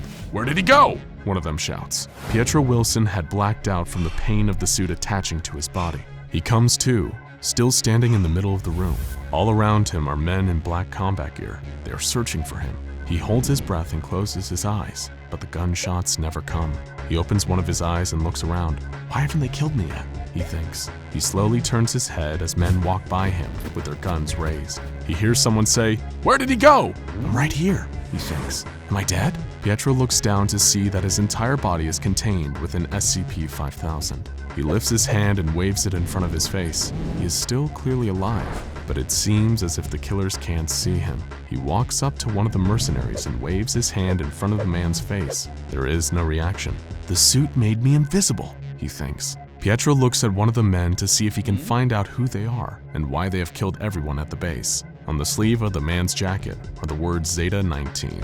He's never heard of Zeta-19 before, but they must be part of an organization that is trying to undermine the SCP Foundation. The men continue to search the empty room, clearly confused as to where the technician went. Pietro weaves his way through the group of men and back out the door he had entered from. On his way through the wreckage that used to be a door, Pietro Wilson trips on some debris. He reaches out to steady himself, but he is falling. He closes his eyes, knowing that as soon as he hits the ground, all of the men hunting him will be alerted by the sound of his fall. But the impact never comes. When Pietro opens his eyes, it is as if he is hovering just above the ground. He looks down at his feet. The toes of the suit are firmly planted on the floor, like powerful magnets on iron. SCP-5000 has prevented his fall and is holding him in place using the feet of the suit only. He reaches out his hand and gently places it on the ground. He pushes himself up to a standing position. He turns to look back into the room. The men are still in there searching for him. Pietro makes his way back through Site-22. He walks by his office and proceeds towards the exit of the facility. As he passes the labs and other rooms at Site-22, all he finds is carnage. Everyone has been killed. An extra bullet has been placed in each person's head to make sure. It seems that the only mission these men were on was to kill everyone and make sure they stayed dead. He continues towards the exit of Site-22 that is guarded by two men. As he approaches the two heavily armed men, Pietro makes sure to be as quiet as possible. This is not a difficult task, as the SCP-5000 has given him stealth capabilities. He notices that even his footsteps aren't giving off any sound. It is almost as if the suit is allowing him to glide across the floor. He is almost to the exit. Then he will be home free. He takes a deep breath, turns sideways, and squeezes past the two men guarding the doorway. Just as he is about to leave this nightmare behind, one of the guards turns unexpectedly. The man's shoulder runs directly into Pietro Wilson, throwing him off balance. He is knocked into the second guard. Both of the men scream, "What is that?" One of them shouts. They begin to raise their guns on the invisible object that just bumped into them. It's then that SCP-5000 takes over Pietro's body. The suit raises his arm and grabs one of the men by the throat. With a squeeze, the man's larynx is instantly crushed. Then the suit twists slightly and snaps the man's neck.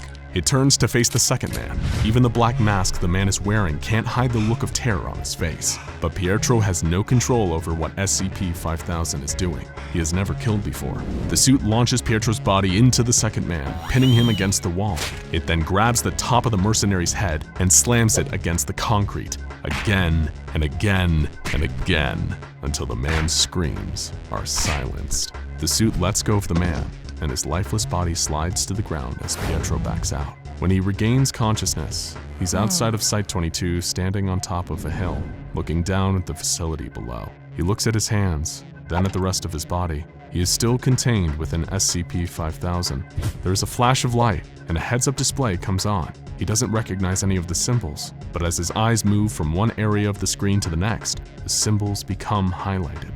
Before his eyes, certain symbols begin to translate into words he can read. One of the symbols now says, "Journal Entry." Unsure of what else to do, Pietro begins recounting what happened to him at Site-22.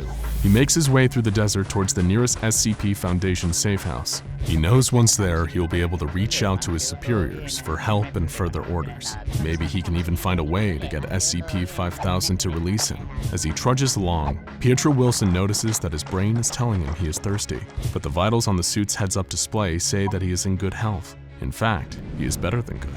His vitals are all perfect. The suit seems to be giving him all the nutrients his body needs. It has even fixed his busted knee that was injured back in college playing football. The joint itself has somehow been healed. Pietro finally reaches the safe house and opens the door. It is quiet and dusty. It looks as if no one has been there in years. He walks over to the communication station and tries to contact the Foundation, but all he gets is static. He gives up and walks over to the TV. He pushes the on button. The screen hisses to life. What he sees causes his jaw to drop. The world is at war. A war between humans and monsters. Whatever happened at Site-22 also happened at other Foundation sites. The SCPs have been let loose. Welcome back, comrade. The case of SCP-2273, also known as Major Alexei Belitrov, has sparked your imagination, and you need to know more. But even if you're not familiar with the Major, his story, all you need to know is that it's one of war, tragedy, and alternate dimensions. He first appeared in the town of Danner, Wisconsin on the 13th of October 1989, during an unprecedented seismic event. When he was first discovered, the Foundation researchers assumed that he was an extraterrestrial being on account of his advanced organic exoskeleton. In a surprising move for such an imposing creature, Belitrov gave himself up to Foundation agents without a fight. Major Belitrov was then impounded in Foundation Containment Site-17, where he was interrogated thoroughly. Over a series of interviews, the Foundation ascertained that Belitrov came from an alternate timeline where Russia and the US are locked in a so-called war to end the world, thanks to advanced military technology given to them by SCP-1000. Belitrov had narrowly escaped execution at the hands of American soldiers and appeared in our timeline. Now he is a prisoner of the advanced suit that formerly kept him alive. But his story isn't over. The last remnant of a Cold War turned hot has plenty left to teach us. Something that you need to understand about the SCP Foundation before we go any further is that it doesn't only exist in every nation across the globe. It also exists in every splinter reality across the multiverse. And these splinter realities offer a countless multitude of tales, of different places, different people, and different times. Today's tale concerns Major Belitrov's future in a universe where the secrecy of the Foundation is broken, and the anomalous world needs to find a way to fit in with our own. The year was 2018. Like many humanoid anomalies that the Foundation was holding in this timeline, Belitrov was released from containment. He was no longer an SCP. He was now a mere person of interest, free to move around as he pleased. But this didn't mean Belitrov was about to enjoy a quiet life on Easy Street. He was still an interdimensional refugee from a broken alternate world. Thankfully, there was a certain group willing to help. The Mana Charitable Foundation. This anomalous charity has been involved in a number of strange cases investigated by the Foundation before, and now they were going to lend a hand to Major Belitrov. Thanks to their anomaly reintegration project, Mana was able to transport Belitrov back to his home of Volgograd in Russia. There, he became something of a national celebrity, making headlines across the country, sitting down for interviews on every Russian talk show, and even being offered book deals. But as a former military man, Belitrov was eager to return to government life and run for a government position. However, this ambition didn't go very far. Belitrov was rejected by all the government bodies he applied to. Even Vladimir Putin wasn't eccentric enough to want an insectoid cyborg from another dimension in his cabinet. Belitrov endured a rough 2 years in Volgograd. He was treated more like a sideshow freak than a human being. People didn't want to rent apartments to him, and he was never able to find permanent employment. Even entry-level jobs rejected him. Nobody wanted to get food served to them by what looked to be a 7-foot monster, and he seemed equally ill-suited to help Russian women find the right perfume in department stores. In April of 2020, Belitrov had finally had enough. He contacted the Mana Charitable Foundation once again and asked to be relocated. They told him that some religious institutions in the area, including the Eastern Clockwork Orthodox Church, were accepting and housing anomalous refugees. Not long after this, Belitrov truly fell off of the SCP Foundation's radar. But one former Foundation operative was well aware of Major Belitrov's fate. It's 2021. Dr. Friedrich, the Site-17 anomaly psychologist who'd conducted all the initial interviews with Belitrov all the way back in 1989, started receiving letters from him. There was no indication as to his true location, and they appeared to have been handled by a Mana Charitable Foundation mail carrier in Russia. But Dr. Friedrich was happy to hear from an old friend nonetheless. Due to a career of working near highly radioactive anomalies like Belitrov, Dr. Friedrich was suffering from terminal lymphoma. It seemed almost like an act of divine providence that Belitrov's letters would come to him so close to the end. The two began a correspondence, and it was only after Dr. Friedrich's eventual death that the letters came to the SCP Foundation's attention. It was from this final correspondence that the Foundation was able to answer the big question: whatever happened to Major Alexei Belitrov? In his first letter to Dr. Friedrich, Belitrov thanked him profusely. He knew that Dr. Friedrich had been a crucial part of him gaining freedom from the Foundation, and credited the therapeutic techniques taught to him by Dr. Friedrich with keeping him alive and sane to this day. Belitrov expressed a mix of amazement at this brave new world and a sense of profound weariness. As a man eternally locked into a weapon of war, he felt unsuited to a world in peacetime. He almost missed the scorched, irradiated Russia of his home dimension. But most of all, he missed Site-17. He missed Dr. Friedrich. He missed some of his fellow anomalies like SCP-507, the Teleporting Man, and SCP-163, the Spacecraft. He even missed the simplicity of being contained. He hoped that Dr. Friedrich would write back.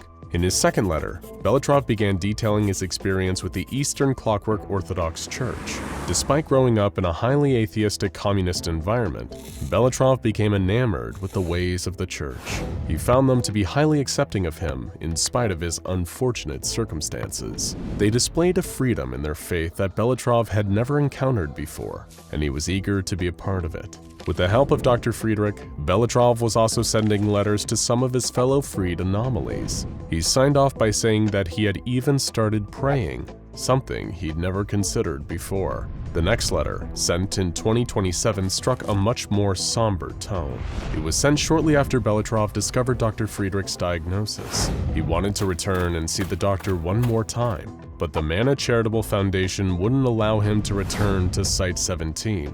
Believing he had been abused during his time there, Belitrov gave Frederick his prayers and well wishes, and asked for a number through which he could contact his ailing old friend. By the time the next letter arrived in 2034, Belitrov had become a fully fledged member of the Eastern Clockwork Orthodox Church. He referred to the other monks at the monastery as his brothers and sisters. He seemed to have finally found a true home there, and the others fondly referred to him by the nickname Father Anvil. But the true heart of the letter is Belitrov's deep concern for Dr. Friedrich's health. Notably in this letter, he often refers to Dr. Friedrich by his first name, Thomas, as though to emphasize the urgency of the message. After the deaths of several of the anomalies that Belitrov considered friends, he stated that he couldn't handle losing anyone else. His letter ends with a poignant passage. "You may be unmarried, Dr. Friedrich, but you are not unloved. You have to be strong for me. You have to be strong for yourself. If you're ever worried that you cannot find the strength to continue, think of the garden you'll plant this spring. I'd like to share gardening photos with you again. Not many of my brothers and sisters here appreciate the simple beauty of a flower bed, or the effort that goes into growing a patch of vegetables. It's a beauty I'd like to continue to share. Trust in the power of our Lord, Thomas, and trust in the power of modern medicine. God is smiling on you. Please, be strong. With love and prayers, Alexei Belitrov." This letter arrived on the 15th of February, 2034. Sadly, Dr. Friedrich had already passed away 4 days earlier. He never got to see Alexei's final letter, and it truly was his final letter. With nobody left for him in the world, Major Belitrov stopped sending any correspondence. What we know about the final years of Belitrov's life all comes from a few scattered journal entries, translated from Russian after his passing. They provide clues as to the kind of life he lived during the 29 years the Foundation could not account for his whereabouts and his actions. The first entry, written on January 7, 2035, paints a grim picture of Belitrov feeling broken and isolated in the monastery. He wrote, "Today is the day that our monastery celebrates the birth of our Lord. However, I feel no desire to celebrate. All of my friends in this world are dead. My brothers and sisters are partaking in some celebration outside my dormitory. All of the required ceremonies are complete. Neither they nor whatever is happening out there will lighten my mood."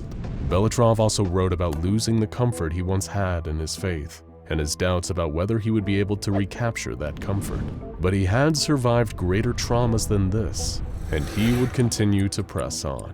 As the months turned to years and the years turned to decades, Belitrov climbed through the ranks of the monastery. Seeing as the Eastern Clockwork Orthodox Church practically worshipped the concepts of industrialization and mechanization, the fact that Belitrov was permanently encased in a biomechanical exoskeleton probably made him seem even more pious to his holy brethren. The final piece of evidence collected by the Foundation into the life and times of Alexei Belitrov came just over 20 years later, in a final address written to comfort his followers in preparation for his own death. Belitrov recounted the details of his own life, being born into a world of fire, death, and mushroom clouds. Then his life being suddenly saved by forces beyond his control, only to place him into containment for almost 30 years. It was only after accepting the teachings of the church and accepting the clockwork goddess that he felt he was truly free from his past. In this final note, Belitrov lay out some of the teachings of his new religion, the belief in a great mechanized goddess who planned all of reality. According to Belitrov, everything in her design fits together perfectly, like cogs in a machine, turning and twisting in unison to create an ideal world.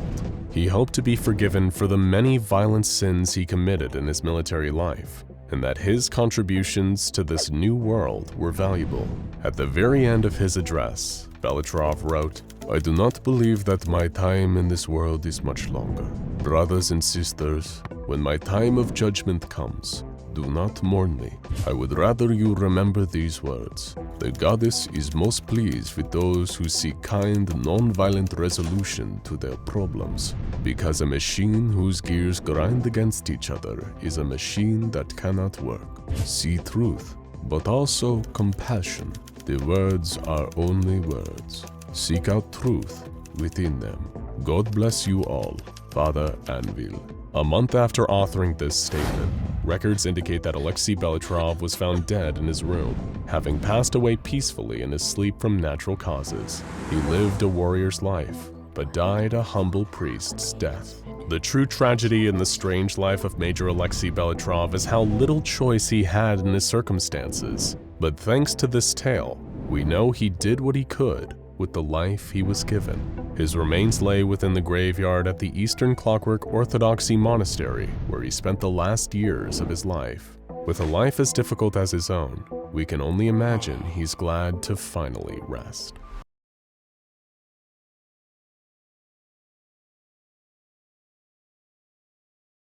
The esteemed Dr. Thomas Morstead entered the cell of the anomaly. He'd been warned and even chastised by his colleagues. But who in the Foundation could tell him what to do? He was the best at what he did, maybe the greatest in the whole history of the Foundation. As he entered the room, SCP-049 bid him welcome, cordial as always. So polite, in fact, that you'd never guess you were talking to a killer. Dr. Morstead knew the truth of what he was dealing with, but he also believed he could get through to 049. Calm him, exorcise the devil from him. It was the meeting of two great minds, one of them human, one of them part human, part something that has never been clear. It was to be a battle of wits, and like so many great battles, this one would turn into a massacre. Before we get to that fateful meeting, there are some things you should know about the anomaly known as SCP-049. If you saw him in the street, the first thing you'd think of is plague, because 049 always looked the same. A man dressed in black robes with a plague doctor's mask. But this wasn't a costume that could be taken off. In fact, it wasn't a costume at all. It was him. The robes had grown out of him like an exoskeleton. That horrible mask with the pointed nose wasn't covering his face. It was his face. A kind of shell that had seemingly sprouted from bone. The first reports came during World War II. In a picturesque town in the south of France called Montauban, people had begun going missing. Children disappeared from their beds in the middle of the night and weren't seen again. Adults went to the market and never returned. Local authorities searched high and low. They scoured nearby woods and dragged the rivers, but nothing was found. Because what was happening wasn't criminal, there was no clue they could stumble upon or eyewitness who would break the case. No, this was something else. Something that the townsfolk could never understand. Word spread, and that's when a search and discovery team was sent from the Foundation. It was a cold, dark night in January of 1941 when the team found what they were looking for. They walked through the open door of a small house located not too far from the Grand Chateau de Richelieu to find a masked man sitting next to an open fire. And he wasn't alone. The floor around him looked like it was moving.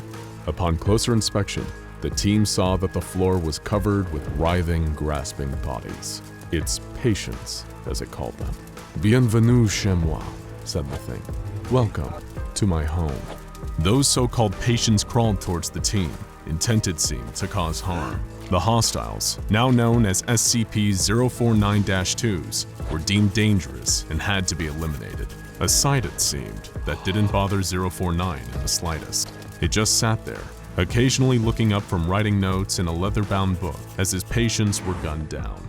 Once the carnage ended, it simply closed its book, stood up, and allowed itself to be escorted away. And that's the story of how 049 ended up at the facility, becoming a guest of sorts, staying in a standard secure humanoid containment cell, Research Sector 02, Site 19. The few that came into contact with 049 remarked that it was a pleasure for them. With its impeccable manners, vast knowledge of medicine and human anatomy, sharp tongue, and stinging wit. They almost became spellbound listening to it, caught in the throes of its charms until, with the simple touch of its hand, it would drain the life from them. That's why SCP-049 was classified as a Euclid. That's why armed guards were always stationed outside its cell. It's why doctors took great precautions when in its presence, and it's why Dr. Morstead should have known better. Remember, when 049 was discovered in France, it willingly went with the team, like it was happy it had been found, as if it had planned its own capture. When it arrived at the facility, it didn't act like it was contained against its will. It was like it was returning home. Initial findings as to the biology of 049 were that it didn't require any sustenance at all, not even water. It seemed content to be left alone with its notebooks. It did not object when it was asked if it could share some of its notes and gladly handed over its journals. But upon examination, it was discovered that they were written in the language that no linguist or cryptologist has so far been able to translate. It's apparent that 049 derives much satisfaction from seeing so-called experts struggle over its text. Unable to read those notes, a long line of doctors visited 049 in its cell, each fascinated by what they beheld. It was learned that it has traveled the globe. It speaks many languages, but prefers to speak what it calls les langues de l'amour, French. It asked for only one thing: warm-blooded animals. The facility agreed to supply 049 with various kinds, including rabbits, cattle, and even an ape on one occasion. Just like with humans, it could kill the animals with a mere touch of its hand, sucking the life right out of them. But that wasn't even the most incredible part. Soon those animals would rise again, as if reanimated by 049. They would become, for all intents and purposes, the living dead. And they were hostile. After several unfortunate incidents, they were taken from the cell the moment they arose and disposed of in the incinerator. This was not to the liking of 049, who would claim it had cured the animals. For it, the world was sick. It saw plague and pestilence everywhere, and the meaning of its existence was to rid the world of disease. Humans, it said, contained a virus and had to be cleansed. In the first days after arriving at the facility, 049 didn't seem to pose a threat to humans. It was quite friendly, in fact. It seemed aware of the fear it caused in staff and would often go out of its way to make them feel comfortable and safe. This was a ruse, of course, or a canard, as 049 liked to say. It had no intention to help humans. No, it had come for humans. It wasn't trapped. It had set a trap. One of the first people to truly upset 049 was Dr. Raymond Ham, a well-respected physician that had twice been a contender for the Nobel Prize for his more mainstream work. What had confused Dr. Ham the most was not 049's clothes-like exoskeleton, or even his ability to reanimate the dead, but the bag that it used. 049 was somehow able to pull a seemingly endless supply of surgical tools from that bag. Sometimes it would even pull out objects that were somehow larger than the bag itself. It was as if the bag connected to somewhere else. And that's what Dr. Ham wanted to talk about on that fateful day. With 049 on one side of the cell and Dr. Ham on the other, he asked, "How is it that you can produce a great quantity of tools from that bag? I've observed you, and it seems to me that you are doing the impossible." "Dear doctor," replied 049, "the scourge, the great dying, cannot be fought with a handful of toys. My bag is merely the product of my imagination. It gives me what I require. You, dear sir, it seems, are limited by your imagination." It stopped for a second or two and stared at Dr. Ham. "I detect you are unwell," it said, in a voice not as amiable as before. "It's just a cold," said the doctor. "Ah, just a cold. If you had seen what I have seen, you would not utter such insulting words." Dr. Ham pulled out some papers from a briefcase and approached 049, holding them close enough so it could read them. "You see," said Dr. Ham, pointing to the results on the paper, "those animals you say you cured, they were not diseased. They were perfectly healthy before they died. And your so-called cure, it turned them into something quite terrible. We found that if they were left alone, they began to eat each other, and then themselves." 049 did not respond, and after a brief pause said only, "A good day to you, doctor. Please close the door on your way out. You should get some rest." Ham refused to go, and instead turned the conversation to this real interest, the bag, demanding that 049 let him see inside of it. "Very well, doctor," 049 said. "In private." 049 began to pull a series of long metal poles out of its bag, followed by a rolled-up curtain that it hung between them, creating a kind of medical tent around Dr. Ham. It seemed to stare for just a moment into the observation camera outside of its cell before whipping the curtain shut. Dr. Ham was discovered 3 hours later, crawling around the floor of 049's cell, now another mindless undead. When he was retrieved by security, 049 didn't even look up from his notebook. Dr. Ham didn't get the incinerator treatment, but he did receive a fatal dose of drugs, a mercy. A removal team was sent to 049's cell, but it had said there was no need for special extraction techniques. It would go willingly, wherever they wanted to go. It was not, it said, an enemy of the people. "The Hippocratic Oath forbids me to hurt a human being," it said while walking to the interrogation center. "My only desire is to offer you my services and expertise." The floors and walls of the interrogation center room were painted a bright white. Even the table was white, which contrasted with 049, a mass of black sitting in the middle of the room. During the interrogation, it refused to admit or even accept that it had killed Dr. Ham. "I cured him," I removed the pestilence from his body, it said. It was later asked if it regretted its actions, to which it replied, "Well, good sir, one always regrets the loss of a colleague for any reason, but I stand by my actions. The pestilence must be abated before it is too late."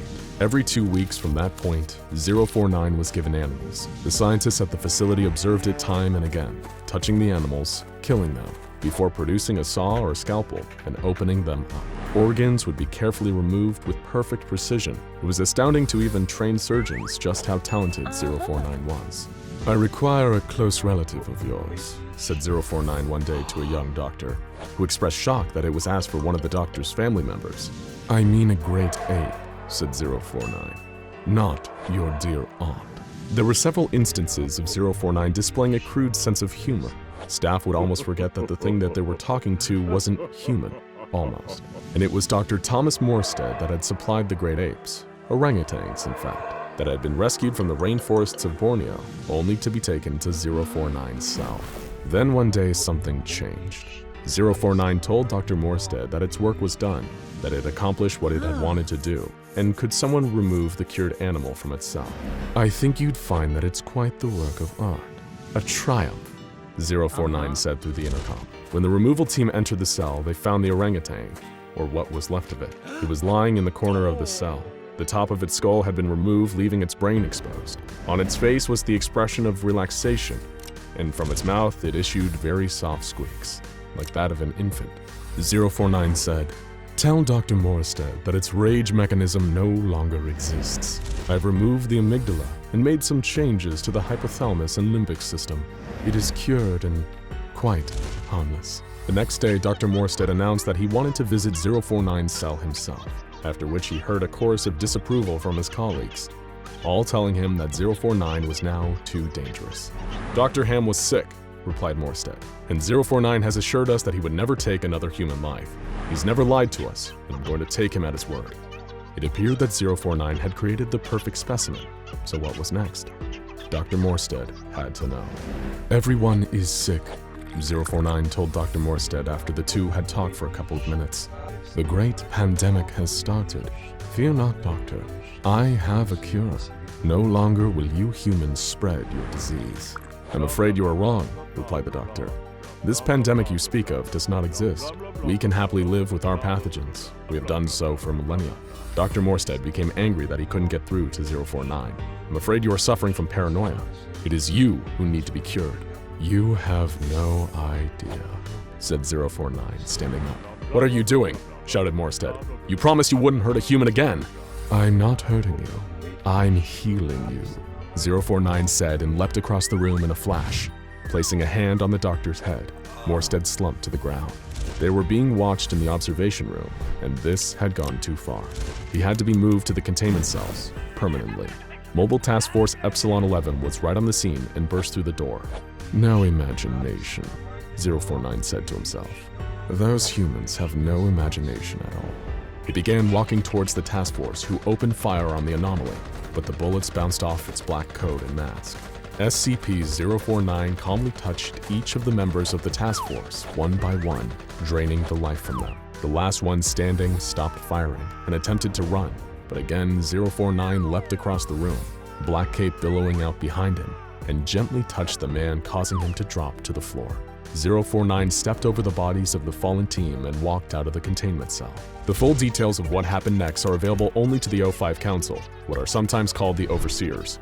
The redacted report that is available reads, Standard Secure Humanoid Containment Cell, Research Sector 02, Site 19, Subject, SCP-049. Date of breach, redacted.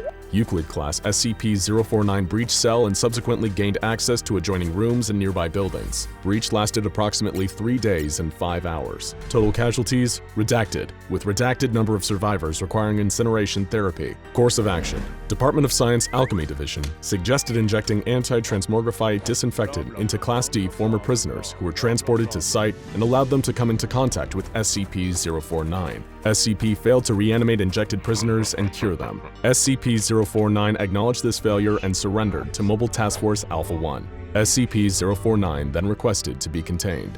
Present containment under responsibility of redacted. Present location of SCP-049, redacted. When a hyper-aggressive lizard or an evil living cow heart starts rampaging through your town, or a sinister salesman turns up in your home, who you gonna call? Hint, it's not the Ghostbusters. The answer is the SCP Foundation's Mobile Task Force. You probably heard them mentioned in every single video on this channel, but what exactly is a Mobile Task Force? What do they do for the SCP Foundation? And what are some of the most famous Mobile Task Forces in the field? Let's crack open the files and take a look.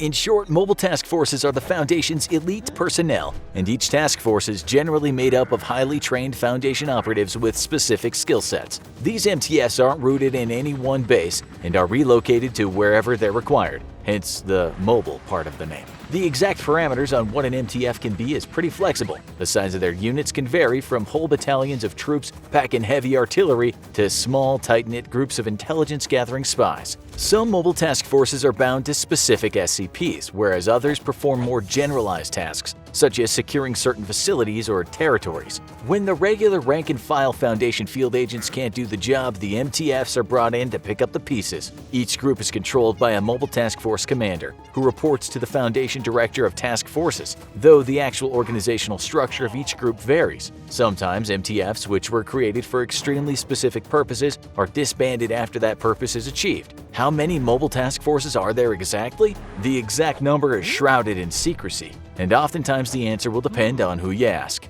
But you're not here for what we don't know. You want to know the details on the biggest badasses under the Foundation's employ, and we intend to deliver. Much like our video on the proposals for SCP-001, we're going to give you a rapid-fire crash course on some of the most prominent and interesting Foundation task forces. And remember, if you want us to go more in-depth into the most exciting missions of any of these groups, let us know in the comments. But for now, it's time for a rundown of the Foundation's best of the best. MTF Alpha-1, aka Red Right Hand, are essentially the Black Ops of the SCP Foundation. They report directly to the O5 Council and conduct missions at the highest level of secrecy, with most of the information hidden behind a Level 5 clearance wall. Many also believe Alpha-1 to have links to the infamous Chaos Insurgency, a splinter group at war with the Foundation. But if anyone asks, you didn't hear it from us. Seriously, we don't want to get assassinated. MTF Alpha-4, aka Pony Express, are a covert group deeply embedded into the world's logistics and postal services. The trafficking of anomalous objects is a worldwide issue, and it's up to Alpha-4 to intercept and keep a lid on those anomalous objects before they fall into the wrong hands. Think of them as a better-funded paranormal USPS police division. One object they've prevented from reaching the public is SCP-3060, a series of CPAP machines that cause nighttime visions of frightening entities. MTF Omega-7, aka Pandora's Box, was an experimental task force which incorporated the use of highly combat-effective SCPs, including SCP-076, better known as Abel. The test showed initial success, but after they ran out of missions, Abel's bloodlust proved to be too great for the team to control, and the experiment as well as the task force were scrapped. However, this led to the creation of MTF Alpha-9, aka Last Hope. This is a mobile task force designed to train viable SCPs to provide services to the Foundation out in the field. This group has learned the lessons of its predecessor and has employed the use of more measured and reasonable anomalies. Those include SCP-073 or Cain, the much more even-tempered brother of Abel. MTF Beta-7, aka the Mad Hatters, are the elite cleanup crew for anomalous biohazards, chemical spills, and radiological disasters. So if an area suddenly looks like it's going to become Chernobyl's scarier sequel, or an anomalous fast-spreading disease is wreaking havoc over a wide area, the Mad Hatters are the guys to call. They worked closely on the containment of SCP-1280, a kind of parasitic nematode worm that often injects false memories into their victims. MTF Gamma-5, aka Red Herrings, are the Foundation's chief disinformation division. They prevent the leaks of classified info to the public, and on the rare occasions that this information does somehow get out, they're in charge of burying it and administering necessary amnestic treatment to those affected. It's a thankless job, but you won't remember they did it either way. They gave amnestic treatment to the traumatized victims of SCP-1618, a malevolent urinal which replaced the user's valuables with disgusting alternatives, from toilet paper to pig intestines. MTF Gamma-6, aka Deep Feeders, investigate and track deep sea or oceanic anomalies, a job that commands the ultimate respect from people with thalassophobia. That's the fear of the deep ocean. If something terrifying and mysterious is stirring down there in the abyss, you better believe Gamma-6 are going to be the first ones down. They keep a close eye on a number of anomalies such as SCP-1264, an underwater amalgamation of sunken ships eager to drag down more vessels and add them to its mass. MTF Gamma-13, aka Asimov's Lawbringers, are a specialized task force devoted to investigating, tracking, and apprehending anomalies originating from Anderson Robotics, a group of interest that produces anomalous robots and machines. This includes examples of SCP-2806, a number of advanced anomalous prosthetic body parts that wish to attach themselves to a lacking host, whether they want it or not. MTF Delta-5, aka Frontrunners, are a large group of autonomous deep cover agents buried in various groups of interest across the globe. It's their job to gather intelligence from within to aid in the apprehension of anomalies before these groups can get their hands on them. They also sometimes make use of anomalies to track down others, such as when they requested to use SCP-185, a Russian R-105M radio used during the Cold War that can receive signals from any time period, including encrypted ones, but can also emit sound waves so powerful they can literally kill you. MTF Epsilon 9, aka Fire Eaters, are the Foundation's resident pyromaniacs. They're the ones sent into missions involving extremely high-temperature environments, and they're also highly skilled in the use of powerful incendiary weapons. If the Foundation needs to burn or avoid getting burned, the Fire Eaters are the ones for the job. Their vital skills assisted in containing SCP-165, massive colonies of carnivorous, parasitic mites that eat prey to the bone. MTF Epsilon 11, Nine-Tailed Fox, are another one of the most classified mobile task forces existing only under the oversight of the Red Right Hand. They work internally and are only dispatched to Foundation sites when standard protocols fail and multiple breaches are imminent. They were brought in to deal with the SCP-2139 incident, a strange psychological phenomenon that inexplicably increased the suggestibility of Foundation staff at Site-35.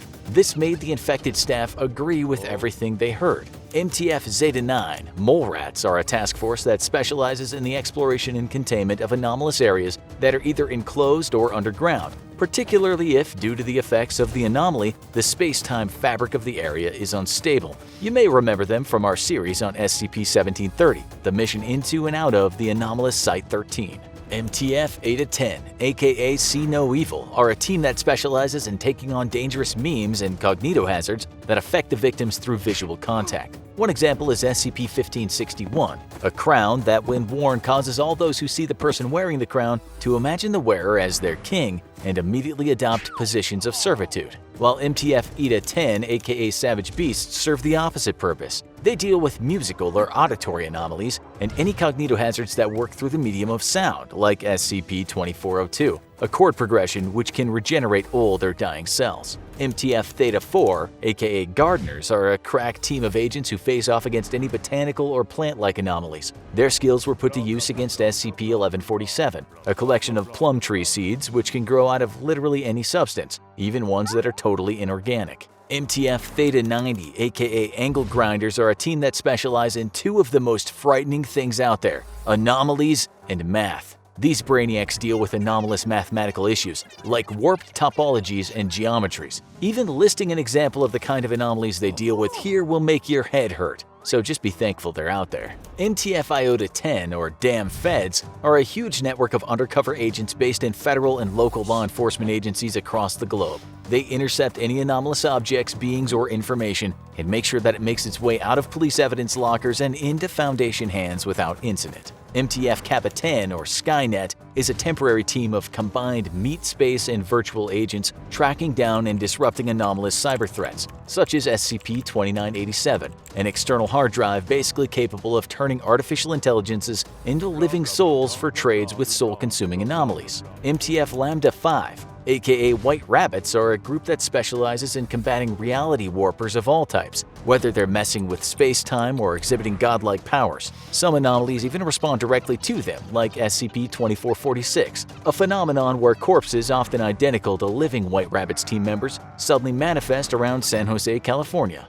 MTF Lambda-12, Pest Control, are a group of agents who exclusively go after anomalous vermin. Incidentally, they're one of the only MTFs who've never lost members in the line of duty. Their purview includes SCP-2810, an anomalous pathogen that causes the victim's cells to become tiny versions of their own species, like a human cells becoming cell-sized humans. MTF Lambda-14, One-Star Reviewers, are a task force that deal with retail-oriented anomalies, Their main focus has become combating a sinister group of interest known as the Ambrose Restaurant, a chain of extra-dimensional restaurants with strange and anomalous food and service. MTF Mu3, aka Highest Bidders, is a mobile task force devoted to preventing the group of interest, Marshall, Carter, and Dark Limited, from disseminating dangerous anomalous objects and then obtaining and containing these objects. One such object is SCP-2818, a number of 50 cal sniper rifles that, when fired, turns the shooter into a bullet and fires them. MTF Mu4, aka Debuggers, are particularly useful in the modern age as they track and contain anomalous electronics and technology, including isolating and containing anomalous websites and software. One of the anomalies dealt with by the Debuggers is SCP-896, an online role-playing game that improves the physical and mental attributes of the player when they name their character after themselves. Remember when we said you didn't need to call the Ghostbusters? Well, that wasn't entirely true. Sometimes you need to get MTF Mu13, aka Ghostbusters, on the line, since they're an MTF whose specialty is tracking intangible or incorporeal anomalies, particularly those considered sapient or sentient, and they're on call 24 hours a day to serve all your supernatural containment needs, like when you're plagued by SCP-1036, which are a number of haunted Congolese fetish dolls. MTF Nu-7, aka Hammer Down, are the ones you need to call when you need real heavy-duty work. They're a huge force with a massive stock of army vehicles and heavy weaponry, and are only called in for truly catastrophic events. They're also assisted in the containment of SCP-939, the voice-imitating, amnestic-producing red monsters. MTF Epsilon-6, aka Village Idiots, are a group of agents whose specialty is investigating and containing anomalous phenomena that occur in rural or suburban areas. If you live in a small town and you're on the run from a vicious monster, you better hope the Village Idiots are on their way. They've contained SCP-2561, a cat with a vintage television set for a head, capable of causing painful tinnitus. MTF Pi-1, aka City Slickers, are pretty much the exact opposite of the Village Idiots. They pursue anomalies in densely populated urban areas, particularly in the New York metropolitan area. They assisted in the ongoing containment of SCP-1155, the incredibly bloodthirsty predatory street art. MTF Sigma-66, aka 16 Tons, are basically the Foundation's own version of the Suicide Squad. They're a team made from captured members of other groups of interest who aren't particularly loyal to the Foundation, but whose very particular set of skills make up for that fact. MTF Tau-5, aka Samsara, are another group you might remember from the events of SCP-1730. These are a group unlike any other, immortal cyborgs made from the flesh of a dead god, who can be upgraded as needed. They're equipped with experimental and state-of-the-art Foundation technology to take on thaumaturgic, magical, and psionic threats. MTF Psi-7, aka Home Improvement, is a team specializing in structural anomalies. In plain speak, they deal with anomalous activities concerning buildings, containing, and sometimes even demolishing when necessary, with a variety of heavy artillery. For example, they counteract the nightmarish SCP-3050, a building in North Carolina that once a year fuses all living matter inside its own structure on an atomic level.